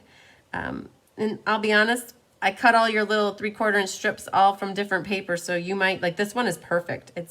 It meets up exactly. All right. Now, here's a trick for you guys. This is the inside. And if you go to stamp this and you don't like the way it works, you could always flip it over. So like right now, this is the top. You could always flip it over and then cover it up. But for thank you cards, I'm going to stamp thank you in here. I don't generally stamp a sentiment for a thank you card because I like to fill the whole thing full of words. That's how I roll. So if you want to, though, stamp your sentiment here. Make sure you get it nice and straight. And what I'm going to do next is adhere this onto our card front. All right. Just a little bit of glue like that. Now I'm going to find my side that was the flush side, and I'm going to leave the other edge hanging over. And this just is centered, leaving the same amount of white on the top and the bottom. Again, with that glue, I have a little wiggle room, and so I'm going to make sure I'm nice and flush on this side. And then open it. Now look at this. Oh man. You see all that extra stuff there? That's love. And now we cut it off because we don't need it there. But that's to make sure it wasn't too short. I'd rather, you guys know me, I'd rather have it too long than too short. So go ahead, just take your little snips and trim it off, and life is good again. All right. In your kit, you have a die that's cut out, that's white. Hopefully you guys stamp it really good on your first try. That's my hope and my wish for you. And what I have here is Heal Your Heart. So let's grab that stamp set. And we'll grab this one, and this one, and this one. So in class, what we had is Heal Your Heart is the Sale-A-Bration. This is a free set. Thank you, fit really nicely in there. In class, though, people didn't always want thank you, so here's another good one. There's a Happy Thoughts in the new mini catalog. Just want to send some happy thoughts your way. Fits perfectly in there, too. So that's a good one to put in there. But because this is a card I'm giving away for people who watch tonight, it's going to be one of the prizes. I'm going to put thank you so I can make it a thank you card to that person. Okay, so we're going to stamp that. Now, the other thing that I pulled in here is Brushed Blooms. This is a stamp set and framelit set or die set in the new mini catalog. And we are using a couple of the flowers and the dies from here. Now, you guys are going to be like, well, I don't have that set. What am I going to do? Because what I did is I gave you 5 little white pieces that look like 2 flowers, 2 leaves, right here, 2 flowers, 2 leaves, and a Mary Merlot flower. And then I also gave you a piece of white. I'm almost positive I did. I think I gave everybody like a chunk of white piece like that. In case you don't have these, or if you stamp them bad, I wanted you to have some white paper that you could throw something else together. So if you don't have these exact flowers, that's okay. I can't wait to see what you have. I'm sure it will look great. But I want to show you how we did this in class last night and how we're going to do it over the next couple days when I have this class. So first things first, this is easy peasy. So we're going to just ink up our thank you, and we're going to stamp that. Let's just do this. Oh, there's your Christmas letter, guys. I had a couple extra of them. So I'm going to just practice here to see how it stamps. Oh, that looks good. And then ink it up, and there's a little bit of forgiveness because it's a wispy kind of a thank you. So you don't want to press too hard because it's a very fine font. The harder that you press, the more squishy, like my T there got squishy a little bit. So this is a Diane Bogenhagen move here. She just lets the ink sit into the paper, and then you get this nice crisp image of the ink just on the paper nicely. All right, that's, I think, it for the memento. So let's, you guys, I'm making space. And when I first sat down to go live with you, I felt a little like, whoa, what is going on here? There's stuff everywhere. So every little bit I finish, I can put away off to the side. Okay, so that's gonna be on the card there. Oh, let's do this next. So in your kit, I can punch for you. So, oh man, where's the punch? Oh, it's right here. Perfect. So this is part of the Flowering Fields DSP. It's got this really pretty pattern on the back. This is called the Label Me Fancy punch. And this was a trickery one. I never like to try, so it's really hard to push these in like this. They get caught on the side. And I've done this for you, so all you guys have this punched already, but this is how I did it. I put this down here like that, and then I weave it up, and then I brought it back to see how far I was, and then I pushed it in slightly. So I'm only punching off like that much. And so all of you guys have that done already, and then I did the other side, and I weave it up. And this works good for any time that you need to punch something on the side like that. Always start down there, and then weave it up like that. So that's all I have for that one. And if you want a little shorter or longer, I guess just go with it. All right, so that's called the Label Me Fancy punch. Fancy. And now, we are gonna show you how to do this on the Stamparatus. So, the colors that I have going on here are Rococo Rose, Mint Macaroon, or Macaron, or Macacrap, however you want to refer to it. Bonnie doesn't like it, so she calls it Mint Macacrap. So, but it is Mint Macaroon, or Ron. And then Mary Merlot. So these are our colors. I'm going to move this over here. And we're pulling in the Stamparatus to show you. I know I have the Stamparatus 101 class next week. Or, oh, it's not next week, in April. But I want to show you, this is one of the ways you can use a Stamparatus. So we open this up. So I've created a little template here, okay? So this little template, where I put the card right there. This little template is used so that you don't stamp and then have to go die cut. for class, I die cut everybody's pieces, or somebody did, maybe Barb did. We die cut all the little white pieces. So in class, we have the Stamperata set up like this. And now what you do is you just put your little white piece in here. And there's 2 leaves and there's 2 of the little flowers. So you can do one at a time. And the Rococo rose is for the rose here. Where can we find the silicone sheet? Are you talking about this, Donna? I think this is a silicone sheet. If that's what you're referring to, let me know and we'll look it up in the catalog. I'm sure somebody's got their Stampin' Up! Catalog right next to them and they could look up the page number in the annual catalog that it's on. So there's our Rococo rose and then our mint macaroon. So we're gonna ink that. And then you just, make sure that it's straight in there. And then you just press down. That's how you do it. Okay. Now, another great use for the Take Your Pick tool. You guys, I've got like everything leaning up against everything. Okay, so Jennifer, I don't know if you're still watching. If you're still watching, let me know if you can look up where the silicone sheet is. But look at that, guys. As long as you have that set up just right, it stamps your pieces like just perfectly.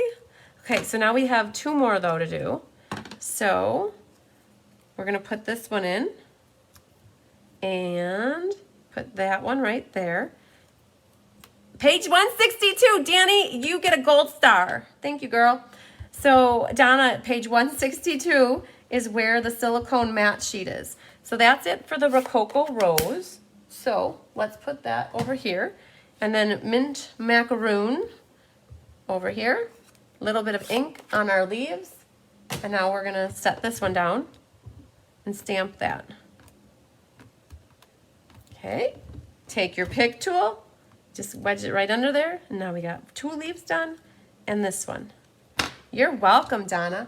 Grab your Stampin' Chamois. Now this is exactly why you want to have a Stampin' Chamois versus the Stampin' Scrub, because you can just go right to your Stamparatus here and clean it off. Now, you may say, I use wet wipes. That's great. The one thing about wet wipes is they leave a little white filament or like fiber on your stamps. This does not leave any sort of fibers on your stamps. And then what happens is those little white fibers from your wet wipes, they get caught in your ink pads. And then your ink pads get inky, or get fibrous. We don't like fibrous ink pads. So this last one here is Mary Merlot. This one fits in here just like so, like that. It's like putting a little puzzle together. Okay, so we're gonna ink that one up. And so the reason I did them like this, like on both sides of the sheet, because if I would have had all 3 of these lined up, you might have risked getting one color ink on the other stamp, and that wouldn't have been so good. Okay, so I think we're good with Mary Merlot, and these 2 colors are super pretty together. Okay, look at that, not so bad. We have a little bit closer on one edge, but when you get that whole card put together, you're never gonna notice that. Okay, clean that one off.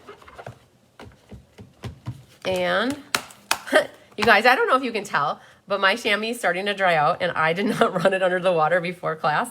And so like, it's hard. It's a little wet in the middle, but the edges are dried out. So I gotta definitely refresh my Stampin' Chamois here. So, okay. And so that's it for stamping. Now we can do a little assembly and bring our card back here so you guys can see it. So we've got the yellow. Hi, Francie Freeberg. Just so you know, it's Ron, not Rune. Macaroon is a cookie. There you go, Francie. I needed somebody to tell me that. But you'll never convince Bonnie. She will still call it maca crap. Mint maca crap.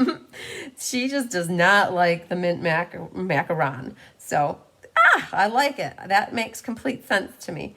Okay. Inquiring minds needed to know that. So, there's our little banner there that's going down. And then look at this. These were our name tags from the Winter Creative Escape. You can see that writing is correct and the names got put upside down. So needless to say, I ended up with about 5 pieces of paper that got used to like this. So, you know, there's always two sides to every paper, right? And you can't just throw it away. So this little one's gonna go centered between the left and the right, like so. Get it right there. Now our flowers, our flower power action here. So this one's gonna go on the side here. And I'm gonna do like a joint effort between glue, like mini dimensionals here, and then, so I'm gonna put a little dimensional on the edge there, and then a little bit of liquid glue on the bottom corner. So we're doing multi-glue action here. Something like that. I'm gonna leave a little spot there for my bow. This one is gonna go next over here, and I'm gonna do 2 dimensionals behind that one. Oop, I grabbed off 3, so we'll hang on to that one. This one kind of goes in the corner like so. Don't worry, I'll add my leaves in a second. And then this one, it's gonna we're only gonna have a dimensional on the one side, and then we're gonna put liquid glue on the other side. I'm gonna cover it up slightly, so we're kind of rounding the frame here. And now we've got 2 little leaves that need to get tucked in here. So one's gonna go right like so. Oh, and I think I have oh no, I should be able to fit it. So if you can't fit it quite in there, just bend your leaf back a little bit or snip the end off. But we're gonna put a little dimensional behind the tip of the leaf here. And then we're gonna put a little glue dot right at the stem, the base of, oh, there they are. We're gonna put a little glue dot right at the base where the 3 of them meet. And I think that I need to cut off a little bit of that, okay? And we're gonna just tuck this leaf right behind here. I like to have some things in front and some things in back. So we're gonna go like that. Okay, so I popped that one up and we got the base is glued, so that's in there nice and good. And this last one then is gonna get tucked up in like that. So we're gonna do the same concept. We're gonna do a dimensional at the tip of the leaf. To each their own, right, Francie? Yeah, we all got our own lingo for saying things, but now that you've officially told me it's macaron, I will say it that way. Yeah, I could go for a macaroon though. Are they cookies with the coconut in them actually? So I don't know. So we're gonna put this guy right up in the little area where the 2 flowers meet. That right up in there, and we'll take our scissors and push that little guy up there. There. All right. Okay, we're not quite done. We've got 2 things left. We got to make a bow. And we haven't made a bow live for you guys in a while. And I know sometimes you guys like to see the bow maker in action. We just shipped out a bow maker just recently, and a couple of them went out in the Winter Creative Escape boxes. So I had never really used this bumblebee ribbon. It's bumblebee gingham ribbon. It's in the annual catalog, and it matches really nicely with this. Hi, Susan. So we are going to do a single bow. And so on this card over here, I used a different one. I actually used the bumblebee in color ribbon, and we decided that it looked better with the gingham because the gingham has a little bit of white in it, which brings out the, oh shoot, I should have told you guys what to do. Hang on. So, all right, I have the loose end in my right hand, and I have it about 2 to 3 inches past, depending on how long you want your tail. So the right side goes under. So the main thing you want to make sure you do when you cross these 2 is that they're smooth here. Once they're smooth and flat here, then now the left side goes over and under. This back side is the front of the bow, and you want to make sure that that looks nice and smooth. And now we just have to tie a knot. You need to like coconut if you're going to have a macaroon, yes. The trick for this is tying your tails down to the left and to the right as you tighten it. So you go down and to the left and the right, and that makes your tails fall nice. All right, so let me show you. Sometimes the tails still go off to the side, and I'll tell you what to do, how to fix that. So you got this cute little bow though. So there's the bow maker. Wonderful. And gingham ribbon, super pretty. Let's put you over there. Now, when it comes to putting the bows on cards, I am a mini glue dot fan, and I always just look for the next one. I put my glue dot kind of where I want the bow to go.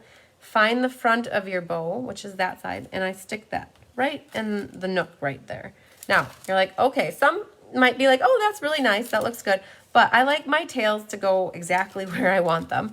So I'm going to take another glue dot and I'm going to put it kind of underneath where I want the tail to go. And now they're both kind of falling downward, which is what I like. And then I can take my scissors and trim. Now, if this other tail would be doing something that I don't want it to do, I would put a glue dot under that one as well. So there's the glue dot action. Sometimes I'll even put glue dots underneath the bunny ears to get them to go where I want them to do. So, all right. Now these black dots. If you, yes, you're welcome, Angela. Oops, I just hit my head on the camera, sorry.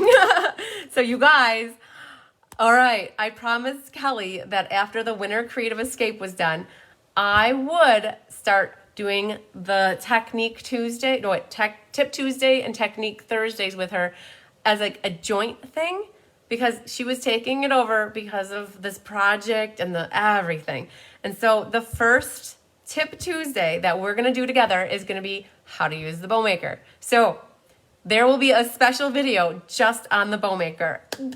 Yay, I thought you guys would be happy to hear that. So for you guys that get product shipped to you directly from Stampin' Up, if you ever get embellishments that come all squished together like this whole pack was all squishy weird, just know that we can call them and they can send you a new one. It shouldn't come all squishy, like chunky like this, because they're hard to use. They shouldn't come all squished like that. So where do we want to put this guy? Right there. So this one came like that and Stampin' Up. I mean, they're good, but they came all like maybe 10 of them were stuck to the inside of the wrapper. And so they were ruined. You couldn't really use them. So if that ever happens, give me a call and we'll make it right. Okay. That's if you ordered them through me. Well, I can help you too if you order them through a different demonstrator. So, all right, here you go. Card number 2. All right, you guys, we've been forgetting to Stella stuff. So don't forget to Stella. We can go around. I'll do this on the other card. We'll go back. Stella was taking a break. So, and then we're going to just do a little bit. You got to be really careful when you Stella on red. It really bleeds. So I'm just trying to chase the red. What you could do is if you go over the whole thing like this is what happens when you Stella over red. And I knew it wasn't going to look bad, so I went ahead for it. It kind of gives it a bleeding look like that. So you can see what it did is it made all the white look a little bit pink. So, all right. Stella made an appearance. Good job, Stella. 2 cards done. Woohoo, woohoo. Bye, Donna. Okay, so next, which one do we want to do? We're going to do the berries. We're going to do berries next, and then we'll save the hummingbird for last. Okay, so we're going to do that one last, and we're going to do this one next. So if you guys are wondering where I get inspiration from, this was a card that I cased. So I saved nice layouts that are easy to replicate, and I save all different kind of cards for different reasons. And I don't honestly know who made this one, but I put my inside on the inside. But look you can kind of see how I was inspired to make the berry card. I just changed the outlines a little bit, like the margins ever so slightly, and I changed that. But I even used the braided linen trim. So this is a card that I was inspired with to make this card. So, all right. In your kits, you're going to have your piece of crumb cake, traditional 8.5 by 5.5, and grab your bone folder, burnish your edge. And what else you have, you're going to have a piece of Pacific Point and a piece of Whisper White. I believe I made them, you know, you guys are going to have to tell me, did I make your, I think, so I think that I made the mat a little different on yours, and I got to show you here. So this blue was a lot of blue. Okay, I got to go get a different card to show you what I had in my head for this. This piece is going to go here. I've already stamped my sentiment. You always have a way of making my day. That is from the berry set, and it's on a piece of Pacific Point. But I got to show you this mat, what I got going on here with this mat. So just give me 10 seconds while I get a card.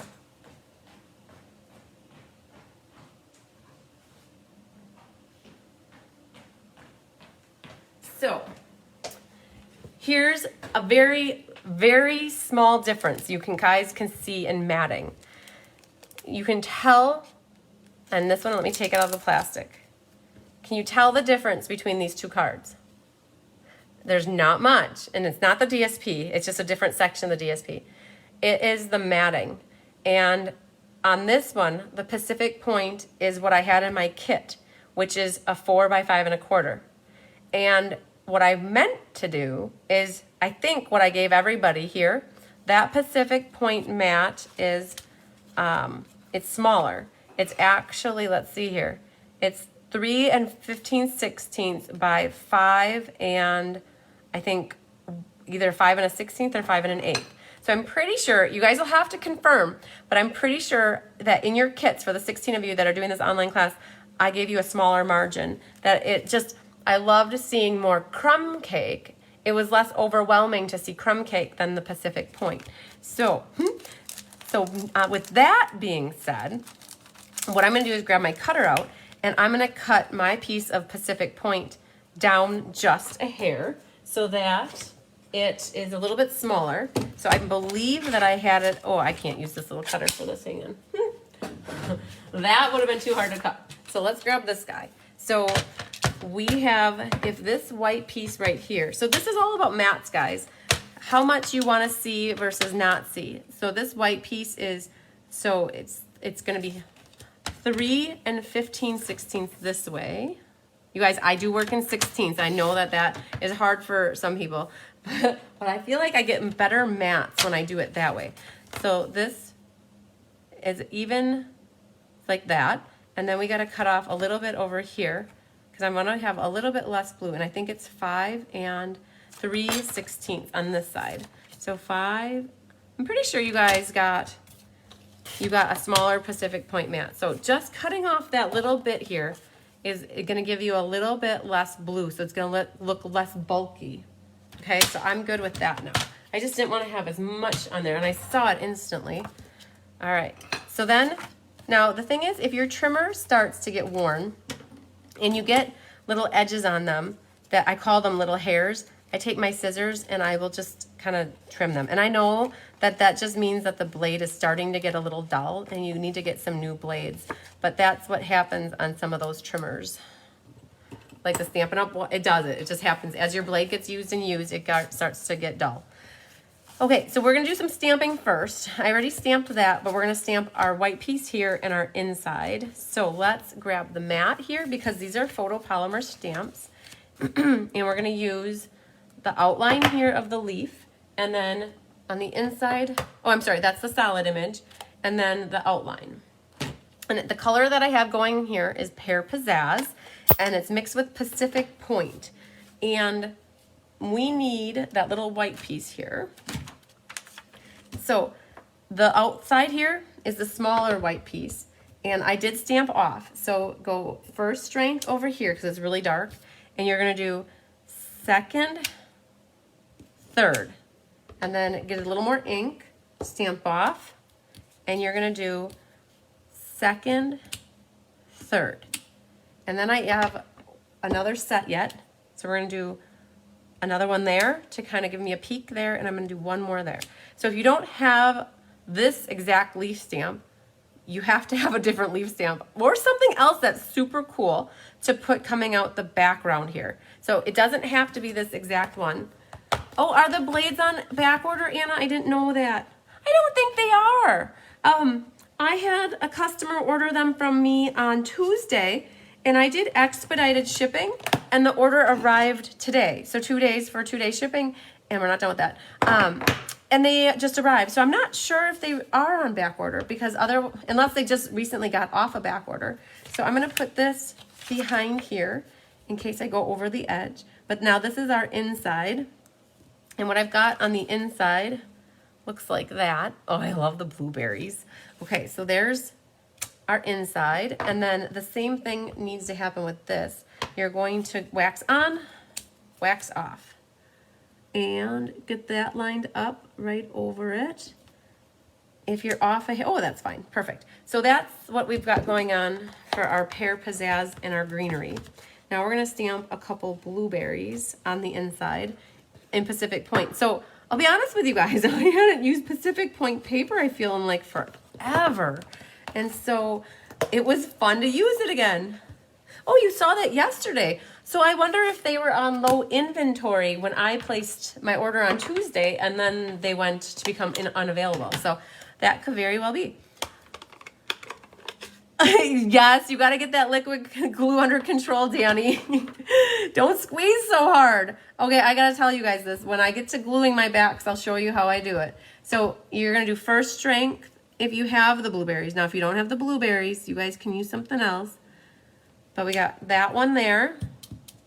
And then I've never thought of, yeah, you guys, you got to stamp the insides. I am not, like, I don't show you guys how to do the envelopes, but honestly, if you like stamping the insides, you should definitely do the same thing on your envelope. Okay, here, and I will show you an example. So, you know, the envelope is what somebody gets first, and it's the most exciting thing to get, a stamped envelope. So let me get a white envelope here. This is how, oh, I gotta find one here.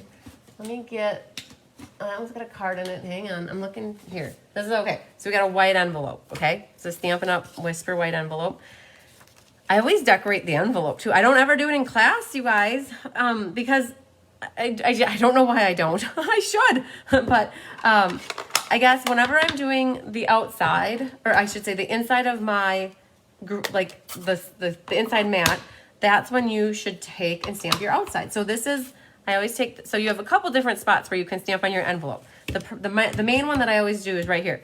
I don't stamp here because it's an address label. You don't stamp necessarily here because it's where you put your person's address, and then the stamp goes there. So I would stamp right here.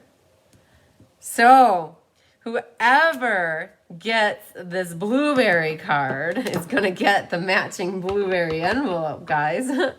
So we're gonna stamp off and then go here and then, okay, so we got the greenery part done. Put those there because I gotta clean them. We're done with the pear now. So here's the thing in class. I have people who religiously stamp their envelopes every single time because they want their envelopes matched. Now, I personally, when I make cards, I do not match my envelopes to my cards because I don't keep them together. But if you keep your envelopes with your cards ready to use, then you've got this awesome, amazing envelope to go with it. So here's our blueberry. We're gonna stamp off to give us that second strength. Look. So you guys can see with this photopolymer, I'm just eyeballing it so I know where to go. Never worry about stamping off the edge of a paper either. Like here, you see here, I stamped off the edge. If you try to fit the whole thing on, you're gonna be way into the white margin, you know, into the white here. Don't worry about stamping off a little. Now, the other thing that's super cool to do, yes, and start stamping the envelopes. You could also do one here. Okay, let's do it. So this is another way or place that I would stamp an envelope here. You guys are getting a triple dose of blueberry action right now, okay? Enjoy it. So here's the other thing too. Now remember, we talked about this earlier tonight. We have a flap here, so there's a little bit of white here. So you know you got to press a little bit harder by this flap, otherwise you're going to get this white, I don't know, lip or something. So we're going to put a blueberry. So you can see it didn't stamp. I know you have a hard time saying it, but it didn't. When this is shut, there's a little white gap there because I didn't. That's what happens when you're stamping on a crease. All right, so do we want to color it in? Yeah, might as well. Go for it. Go big or go home, or let's do both. So we're just lining up our leaf here. Yes, the DSP on the flap is an amazing. Oh yeah, we could have put this along the back side and then the blueberry there. Oh my gosh, you guys, mind blowing. I love it.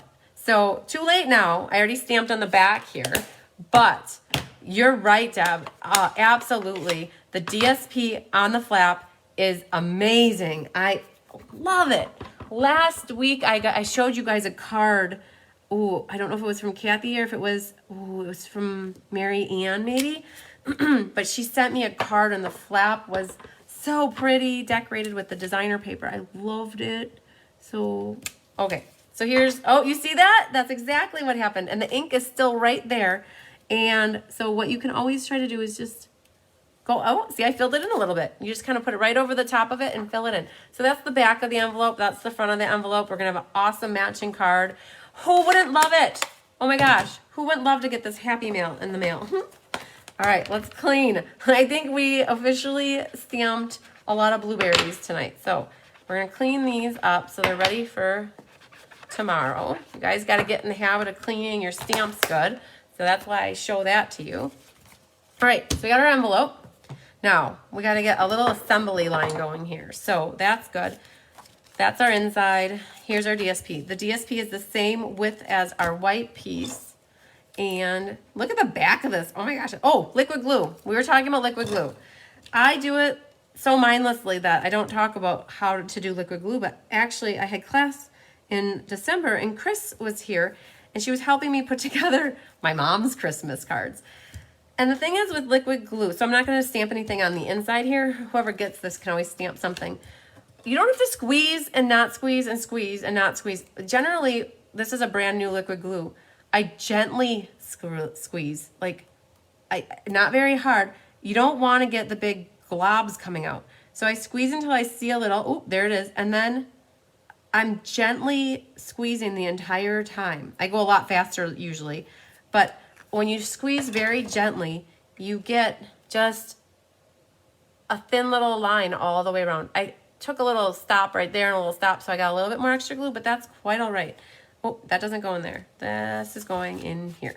So with the liquid glue, you just have to have constant steady pressure on it and not too much because otherwise it will be oozy. Ellen finally tried liquid glue instead of tape runner. Oh yeah, you gave in. You are not the first and you won't be the last. I promise you. I have converted a lot of people to the liquid glue side. So it's just so much more forgiving than tape.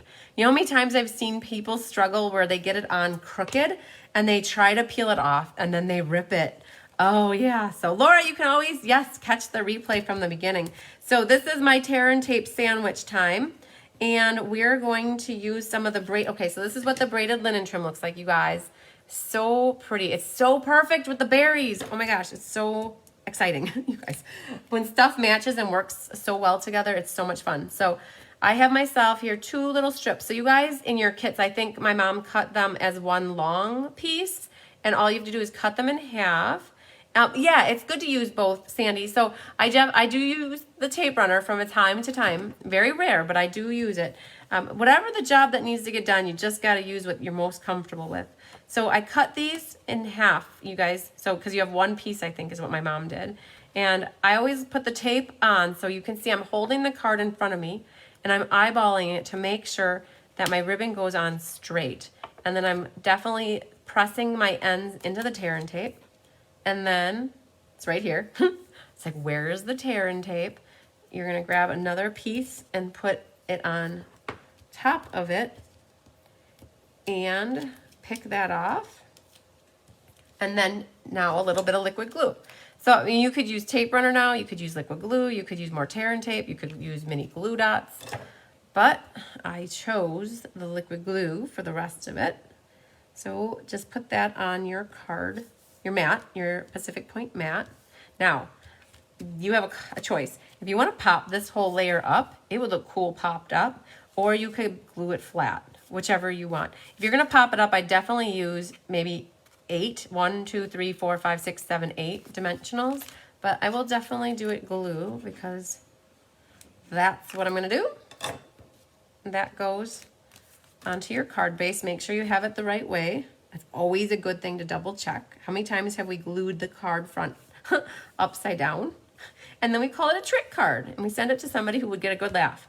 Now this one right here, this is the die from the Tasteful Label dies that we showed you earlier. And then the Pacific Point, I just cut that just slightly larger. So we're gonna glue this one flat on here. So your piece is cut out for you already. So all you have to do is stamp a sentiment on it and then adhere it on. If you don't like the way it stamps, you can flip it over. You might lose the little bit of a ridging here, but you'll still get the same shape. And then because I have that ribbon in the middle, I'm gonna make sure I put my dimensionals in the corners so that I don't hit the ribbon. So I'll do 2. You know what? For good measure, a little excessive on the the dimensionals, but it's okay. I like it. And then I'm putting it a little bit to the right about here, centered. And we're gonna make a bow again, guys. I purposely didn't make so many bows for this one so that you guys could see me make some bows. So I already cut a piece. You guys in your kits, you already have your double bow made for you. Oh man, I didn't give myself a lot of ribbon. Oh, let's squeeze that. So, oh, I didn't talk about that. So double one, you're just gonna wrap it around twice, and you have your two ends here, and I'm crossing them. One goes up and over, and I didn't give myself a lot of wiggle room, but my mom says I have nimble little fingers yet. So we're definitely gonna make it work. And then down and to the left and to the right as you tie the knot. And they're gonna be short little tails, but we definitely made it work. Look at it, it still turned out okay. I like it. All right, let's put that guy away. Grab your glue dots. Find the next one on your roll. And I'm gonna put that right over the top. Oop, it stuck to my nail. Stick that right over the top like that. Find the, oh, let's go with that side. And put it right into it. Press it good. And same thing with the tails here. This linen thread, my tails actually kind of went right where I wanted them to.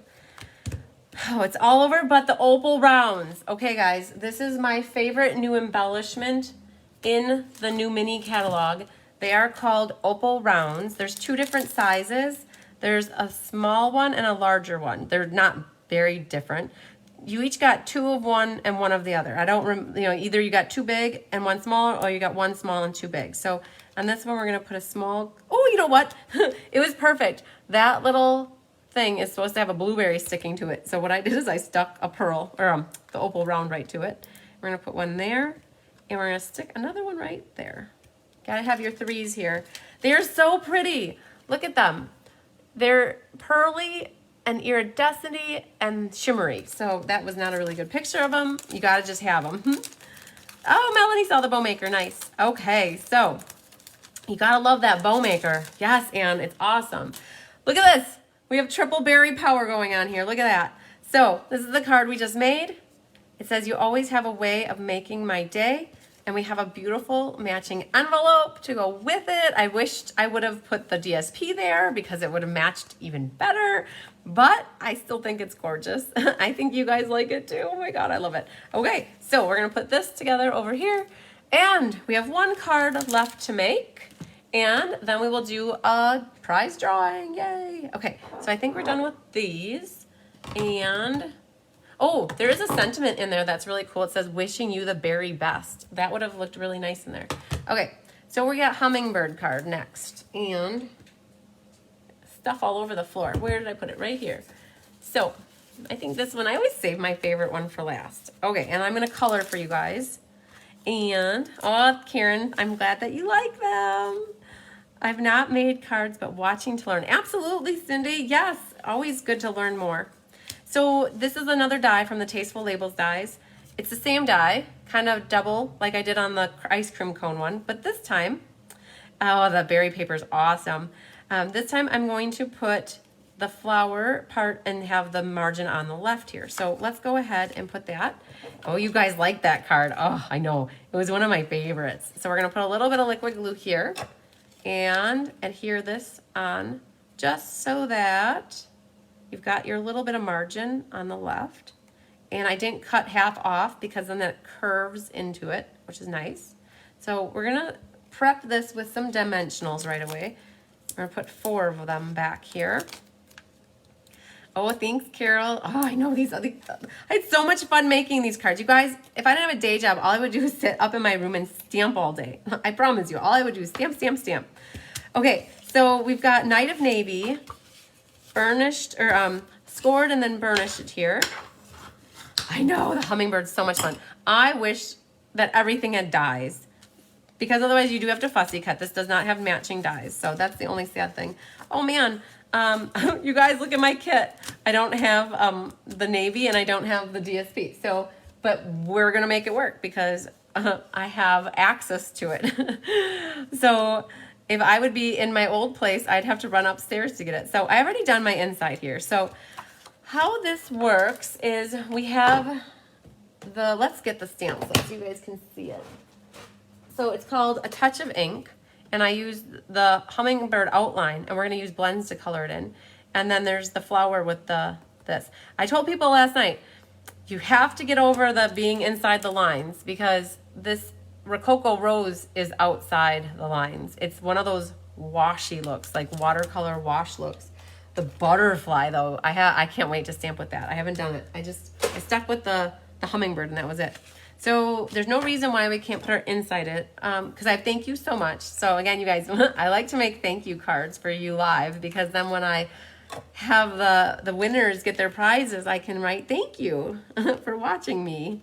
Hi Elaine, better late than not at all. You can always catch the replay. So we're on to the last card. Okay, so we have the inside is done. So on that one I made it a birthday card and best wishes. So we need to get some DSP and some Night of Navy. So you guys are gonna get to see some more cutting action. Usually I try to have that all prepped for you before, but give me a second here while I get the DSP. And we need some Night of Navy. So here's the pack of DSP.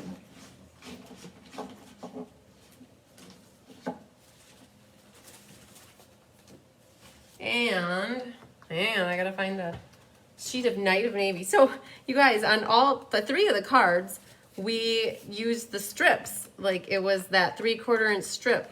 So, oh, you know what I can do? I can go take it out of somebody's kit because, hang on.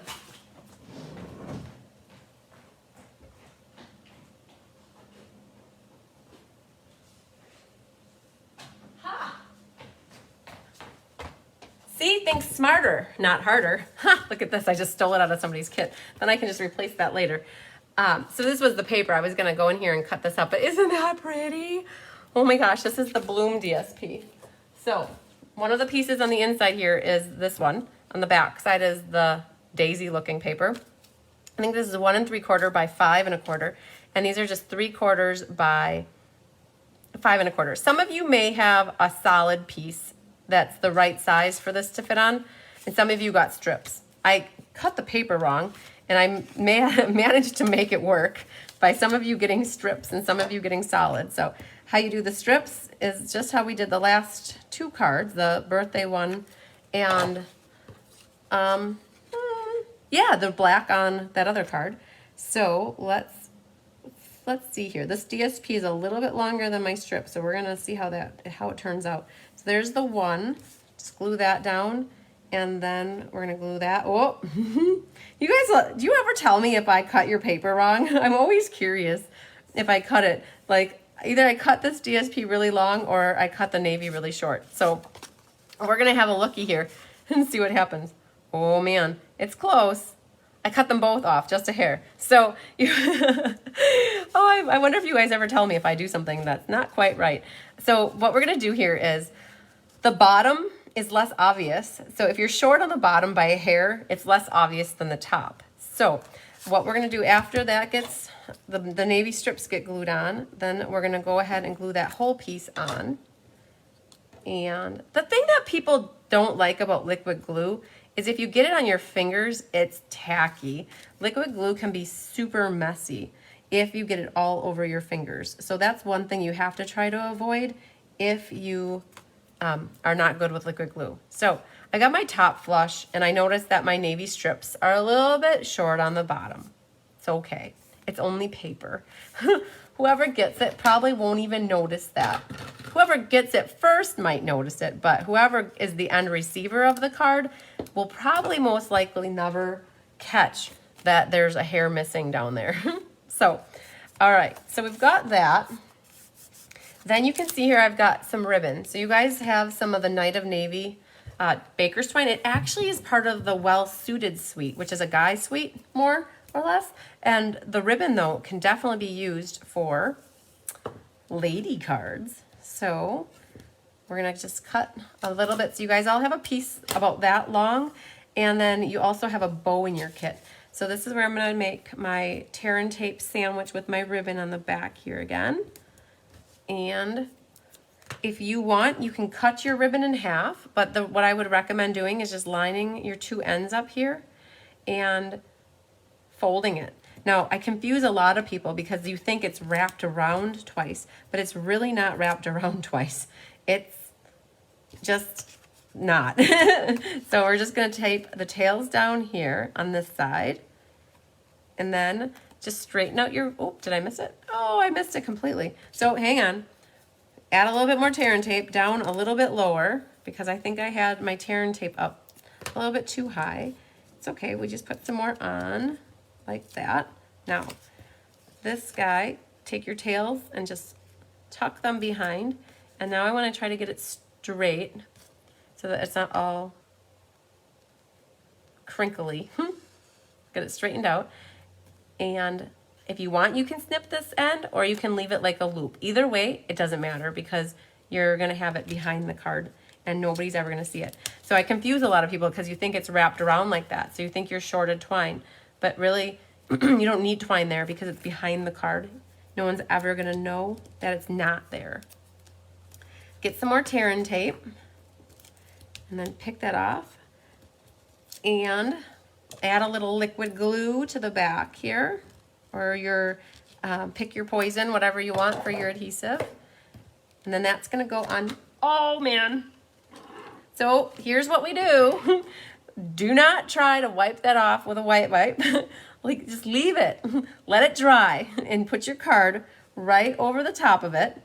And we are gonna come back with an adhesive eraser when that dries. You can wipe a little bit off now because it'll dry faster, but don't worry. I've completely got liquid glue on an entire inside wrong. You get your adhesive eraser and then you can erase that glue right off of it. It's not a problem. I was more worried about it that if I got it on the ribbon, but I didn't, so that happens. All right, so this guy, let's put him on next. And take off your dimensionals. I've got it a little bit closer to the left side here so that you have room for your hummingbird on the card. Now, the last little bit down here, we're going to save the hummingbird for last. So this little bit here, I actually wished I would have cut off a little bit here. It was a little bit too long. Normally I would have done that before I adhered the Rococo Rose piece down, but there's a way to fix it. So what I'm going to do is I'm actually going to take the back side of this card and use it as a straight edge and hold this as straight as I possibly can. I'm going to flip my card over and I'm just going to cut that. And I just used it as a straight edge. And now I've got that where I want it right here. So, and you can either put it with the blue margin or you could put it with the DSP margin. So I think I'm actually going to put this one over there. Now, you have this ribbon here. And if you put a dimensional right in the middle, it's going to be bumped up a little. So what I like to do when I have a ribbon like that is I create a track for the dimensional. So I need it about that long, and there's one, and then we're going to take this next one as well. And we're going to put this one on the top, and then this one will go along the bottom, or vice versa, however it is actually. Yeah. The difference between markers and blends. So blends like this, these are called Stampin' blends. They are alcohol based. Alcohol based meaning that you want to use a memento pad. So when you use alcohol markers, you want to use a water-based ink pad to stamp so they don't bleed. Markers are water-based, and you want to use like a permanent ink pad, like StazOn with them. And the difference is one's alcohol, one's water.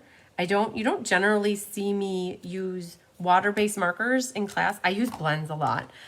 They just color so nicely. Water-based markers, they leave like streaks a lot. I'm not so good at blending, and they saturate the paper, where the alcohol markers don't do that. And I'll show you that here in a second when we go to color. So we've got our little label on. This also has a little pearl, one of these little guys over here. I'm gonna use a little one. Little opal round is what they're called. It was really pretty on there. So that's on. And then what we have in the center is we'll do some pearls. So let's see if I have an open one. I don't know if I do. So we'll open this one. And, oh, here you guys, I didn't show you this. This is the embossing folder. This is called the Greenery Embossing Folder from the Flourishing set. It's in that suite. So that's where this comes from. And it's like, you guys saw here, it's a halfer. All I did was I embossed half of it. I didn't emboss the other side. And that's cool.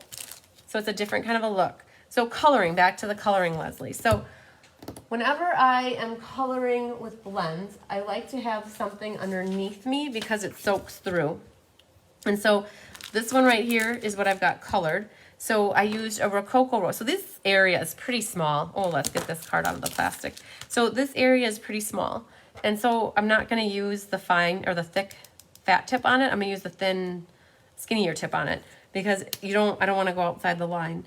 But when you use this, there's just something about coloring with them that it just doesn't leave any streaks. And it makes it really smooth and nice. So we've got Rococo Rose Light there. And then I've got a little bit of Pool Party going on. I think I Googled hummingbirds before I colored this hummingbird. And I saw that hummingbirds are all different colors. And so I'm going with this. I'm going with a pretty hummingbird here. So I did light Pool Party. Oh, that's actually dark Pool Party. Light Granny Apple Green.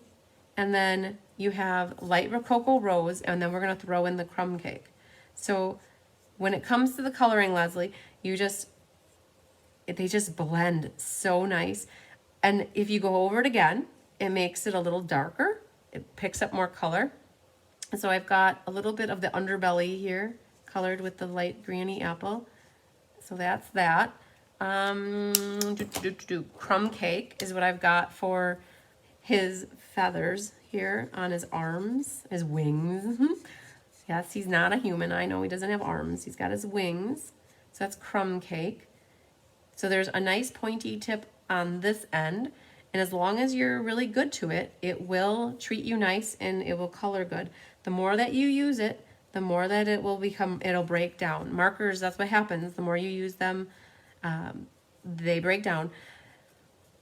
These blends are priced at a nice price point. They're $9 for a combo pack, so a light and a dark. And so like if you use the heck out of it, you can always replace it without it breaking the piggy bank. Now, I noticed that here I have this Bermuda Bay darker color, and I don't know if I have Bermuda Bay down here. So what I'm going to do is I'm going to do the Pool Party like I did. And to make it a little bit darker, I'm just going to go over it again. And then I'm going to give it a second.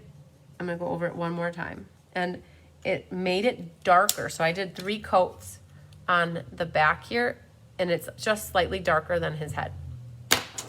So by the magic of TV, I did not fussy cut. You guys never see me fussy cut. I am not a great fussy cutter. I will be the first to tell you it. In 2000, I made like 200 Christmas cards, and every one of them had fussy cutting on them. And I stopped liking fussy cutting. I think that's when I peg it back to. I don't mind it. I just don't love it. And I know if you watch Shelley Gardner, if you've ever watched Shelley Gardner, she doesn't move her scissors. She moves the paper. And she's so graceful with fussy cutting, and I'm not. I'm more a little chunky. I try to make it smooth, but you never know. And this little beak here, like I round it a little, and so fussy cutting is not, I don't know, some people find it very therapeutic, but you guys, honestly, this is like probably the first time you've ever seen me fussy cut something in such detail. And there's no rhyme or reason to it. And sometimes I move the paper and sometimes I move the scissors. I've also heard that you should never have like sharp edges and that you should round all the corners. Well, I don't do that. You can see here I'm making little peaks, and so I'm following the edge of the stamp, and voila, Mr. Hummingbird is cut out. So you saw me fussy cut. All right, so I think we're almost winding down on this card too. So we've got the hummingbird needs to go on. You guys, I used a double stack of dimensionals behind the wing up here. So I did one. When I say a double stack, it's like an Oreo cookie. It's 2, it's like the cream filling is a double stack. So there's that. The beak is flat, and I did his bottom butt feathers here with 1. And then I think I did his belly with just one. So I wanted the wing to stand out and be more pronounced. So a double stack there, and then we got to get his beak. I want it flat onto the flower. So just a little bit of liquid glue there. All right. So this, I don't want it into the center there. We're gonna put it right up to it though. So that's gonna go like that. Look at that. Oh my gosh. Look at that wing. It's like, it's just like fluttering. It's so much fun. I love it. So this is how you get dimension on your cards, is by using a lot of dimensionals. Okay, so pearl action here. So this is my trick again. You guys, I showed this to you in the beginning, how I open up my dimensionals. I do not take the flap and open it up. I'll find the edge here and I'll just slice it like that. Then what I do is I generally go for the small ones first. So I'll open up the pack. I'll cut this flap off without trying to knock all the pearls off. Throw that away. And then I'll insert the thick, bigger ones first. And now I've got it ready to use with the thin ones at my disposal. This one, and I wrote in the instructions of your PDF, I colored these yellow to be the center of the flower yellow. But almost everybody in class last night, at least half, went with just plain white pearls. So take your pick tool, you push it, and you get the pearl on your tool, and then you can put it right in the center of your flower. Take it, and then there's one here, one there. My mom loved this. Look at that. Okay, so you have to tell me. I'm curious what you guys think. Do you like the yellow or do you like the pearl? So it's really hard to see the pearly ones. They blend right in. The yellow ones you can see. So if you're at home and you decide you want them yellow, you could always take a yellow blend. That's another thing, Leslie, you were asking about blends. With blends, you can color pearls and rhinestones and stuff because it's an alcohol marker. Whereas with water-based markers, you cannot color your embellishments. So we're almost done. We got one more thing, and you guys get to see the bow maker one more time. I think the last time I did this many bows in a class was the Gilded Autumn class in September. Whew. Hi, Karen. Okay, so double bow again. And we're doing, I don't know what size are we gonna do? That one? No, it's gonna be this one. So pearls, yellow, yellow. Oh, you guys like the yellow, okay. So we're gonna do a double bow. So twice around, under, oh, hang on. Under, over, and then knot it. So just a reminder too, I have a host code here. This is the current host code as of tonight. If you guys ever need to place an order, I appreciate all your orders. If it's over a certain amount, you could get one of my future upcoming classes covered. Some of them are free with a $35 order, some are free with a $40, and that covers me mailing the kits to you. Basically, you're getting the kits for free then. This is current as of tonight, but I always have the current one. In case I close the workshop, I always have the current one on my website underneath my picture wearing a shirt that's about this color. It always has the current one, so you guys can always find that. If it's the middle of the night and you want to place an order, you just look it up online and you find it. So I do have, I'm taking RSVPs. Oh, that's kind of big. We're going to go more at like a diagonal then. I'm taking RSVPs, like the next upcoming classes are the January monthly class, and then I have Fun Folds, right? Nope, I have the Love You Always class right after it, and then Fun Folds is coming up. So you can always see all my classes on my calendar of events at cardsbychrisb.com. One of the links at the top is the calendar. And you can always find all the details for each class in the body of the event. I wish I would have made a little bow. You know what? So I think that we're going to do it just because it'll look cuter. So this is how you determine the size of your bows. That's like... So you can see that one looked a little bit big. So we're going to make a cuter little babier bowl. So, oh, the bow makers. You're asking about the bow makers. Thanks, Anne. You're so true. Right. So you can send me an email to chrismbertram@msn.com or you can text me. I have the bow makers. They're $5. Shipping is usually $4. It's just, it's always close to $4, so I just do $4. I don't do change when it comes to the bow makers, guys. So they're $5, $4 for shipping, and so it just makes it $9. If you need more than one, then shipping would be less because I can put them in the same bag, and then shipping is a less amount. So look at this. So this will be cuter. Look at that. One little guy right there. See, the other one was just too big. I don't know if I made it too big. I don't know. But you guys had an indecisive vote. So you guys, some of you were saying pearls and some were saying yellow. So I'm going to leave them for whoever wins this card for next week. They can color the pearls if they want to. But there we go. We got our hummingbird. So you guys didn't see the stamping of how that works though. I had the stamping done. So let's just show you real quick how the stamping worked on this. So we need just, I want to show you guys this. So the hummingbird was just the outline stamped in navy, and how, thanks Deb. Yes, dimensionals all over, Danny, you're so funny. Yep, you should see over here. The dimensionals they fly. So what I did is I stamped the flower just like that, and that's the outline of it. And I know I'm not stamping on a piercing mat, I'm just showing you guys how I did it. So grab the Rococo Rose, and I did stamp off. This is a really dark Rococo Rose, so I did definitely stamp off at second strength. And what I was saying to you guys, if you have a hard time being inside the line, get over it, because it is one of those that goes outside the lines. So you got to get used to it. Sometimes they do that to you. They make it so it's outside the lines. So, all right. We did really well. I didn't know how long this was going to take. I really went into depth about showing you guys different things, so it took a little bit longer than normal. So we've got our hummingbird card. We've got the berry card with a matching envelope. We've got our thank you card using Heal Your Heart. And then we've got our ice cream cone. So did you guys have a favorite? I think if I had to guess what you guys like the best, I would pick the hummingbird. I feel like so many people love hummingbirds. I think the berry would be a close second, but they're all pretty. Like, you know, for the right person, they all are great. So I had a blast making these cards and designing them with you guys in mind. I tried to make them so that, you know, use Sale-A-Bration product. Like this one, you could definitely do it. All you needed was a stamp set because everything was punched. Yes, Luann, you're awesome. We're going to do the board giveaway. So I just wanted to show you those. So these cards are going to go to 4 lucky people next week.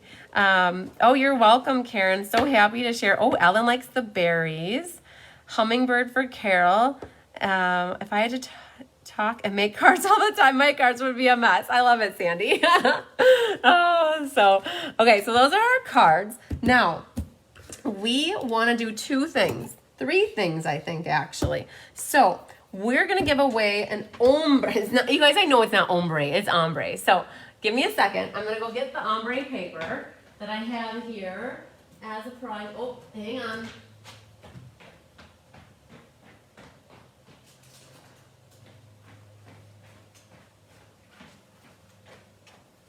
All right, I'm back. So I had a pack of ombre paper here. So I gotta find the start and the stop of it, right? Okay, so this is what this is a door prize for somebody for tonight. We had 16 people that did the class, and oh, Kathy likes the ice cream card. I love it. And Kathy Jackson likes the hummingbird. So this is the ombre paper. So when you get this, you get you get more than 4 sheets. You get 3 and 3 and so you get 12 sheets of each one. So there's all the pink and the purple. And then here's all the Bermuda Bay and the Granny Apple. Okay, so we had 16 people that did class with me. Let me get my class sign-up sheet, guys, so I know who's who. And so what we're going to do is go to random. So this is the first giveaway. I had 16 of you. Let's go to random number generator. We had 16 people. Lucky winner is number 1, Danny Olson. You were the first person to sign up for this class, and number 1 was picked. So I have a pack of paper for your craft room. Hopefully there's space for it after you clean it out. So let me write a Post-it note here. Oh my gosh, you guys. Post-it notes, where are you? Okay, so Danny Olson, you're the lucky winner for this, because what I did, so I have my Sale-A-Bration class. I had it last night, I had it tonight, I have it tomorrow, and I have it Saturday. The next 2 are in person, and so I'm giving a pack of this paper away at each class. So I wanted somebody to win for tonight.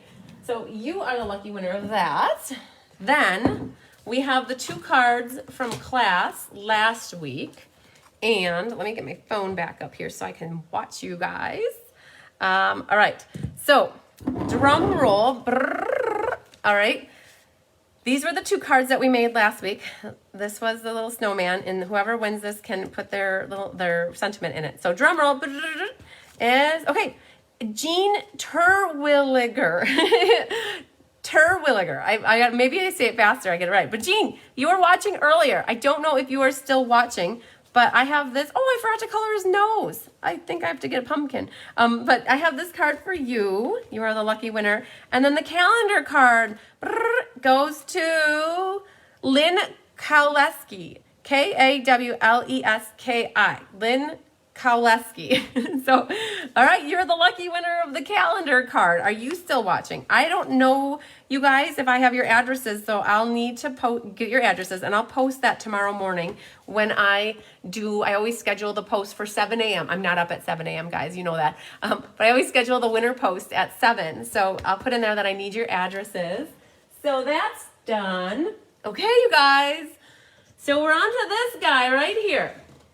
So I will have to tell you that I started the board on Monday night with my in-person gals first, and then we had class again last night. And so some of those people made it onto the board for this first one.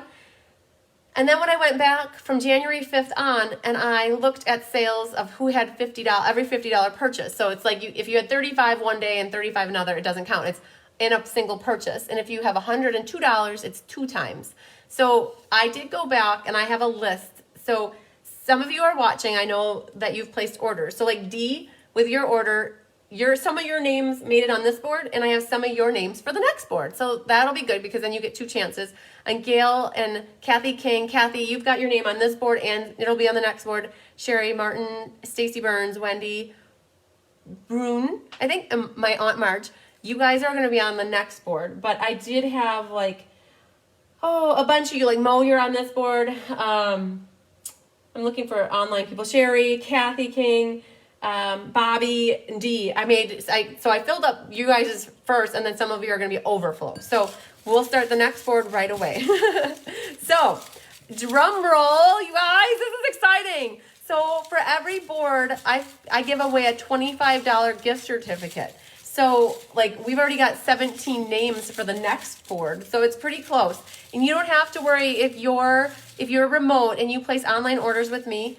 If you really want to, you could say what numbers you have open on your board. Like if you really want to pick your numbers of what's left. Otherwise, I'm watching the orders as they come through, and I'm like what I did for you guys tonight is I just put your name on some of the open numbers. So this is what I got. I got my little Christmas tree bowl here. There's 25 numbers in here, 1 through 25. I counted them just to make sure. And you guys, who thinks they're gonna be the lucky winner? Okay, it's this number right here. Number 12, okay? That's number 12. I'm going to flip back here so you guys can see. Joanne Kitts, you are the lucky winner. You're number 12 right here. Oh, and look at that. It even looks the right way. So, Joanne, you are the lucky winner of a $25 gift certificate with me. You can use that whenever you like. She was the first person, honestly. She gave me her order 5 days before the catalog started, and her order went in at 2 a.m. that morning. I think I did it before I went to sleep. So she was honestly the first person that placed an order with me. So that's kind of exciting. You were the first one to win. So there will be, Naughty Nancy set a very, very lofty goal for me to get 10 boards filled. And I'm like, well, maybe we'll get 8. I don't know. So, but that could be 8 people winning $25 gift certificates, guys. So, wonderful. Okay, so Laura likes the 4 cards, and she likes the hummingbird and the berries. Yep, Carol Lee loves them all. Deb loves them all. Sherry loves the hummingbird. Okay, cool. Well, did I forget anything, guys? I honestly feel like there's always stuff that I leave thinking, what did I forget? But I know that a few of you I'm going to reach out to about the calendars. A few of you from last week, I need to mail out your prizes. I'll have some cards to mail out, and Danny, your paper, and yeah. And it's crazy to think that we are halfway through January. What just happened there? So we're already on the 15th tomorrow. Is that not crazy? Wow. So enjoy the weekend, everybody. Make the most of it. I don't know if we're supposed to get some snow or not tonight. My mom said at first we were supposed to get a bunch of snow, and now it's kind of fizzling out. So wherever you are, make sure you stay warm and safe. And until next week, I hope that you guys have a great week. Get some stamping in, make some cards, share it on Sunday. And until then, lots of sunshine and love and hugs to you guys. I love you. Bye.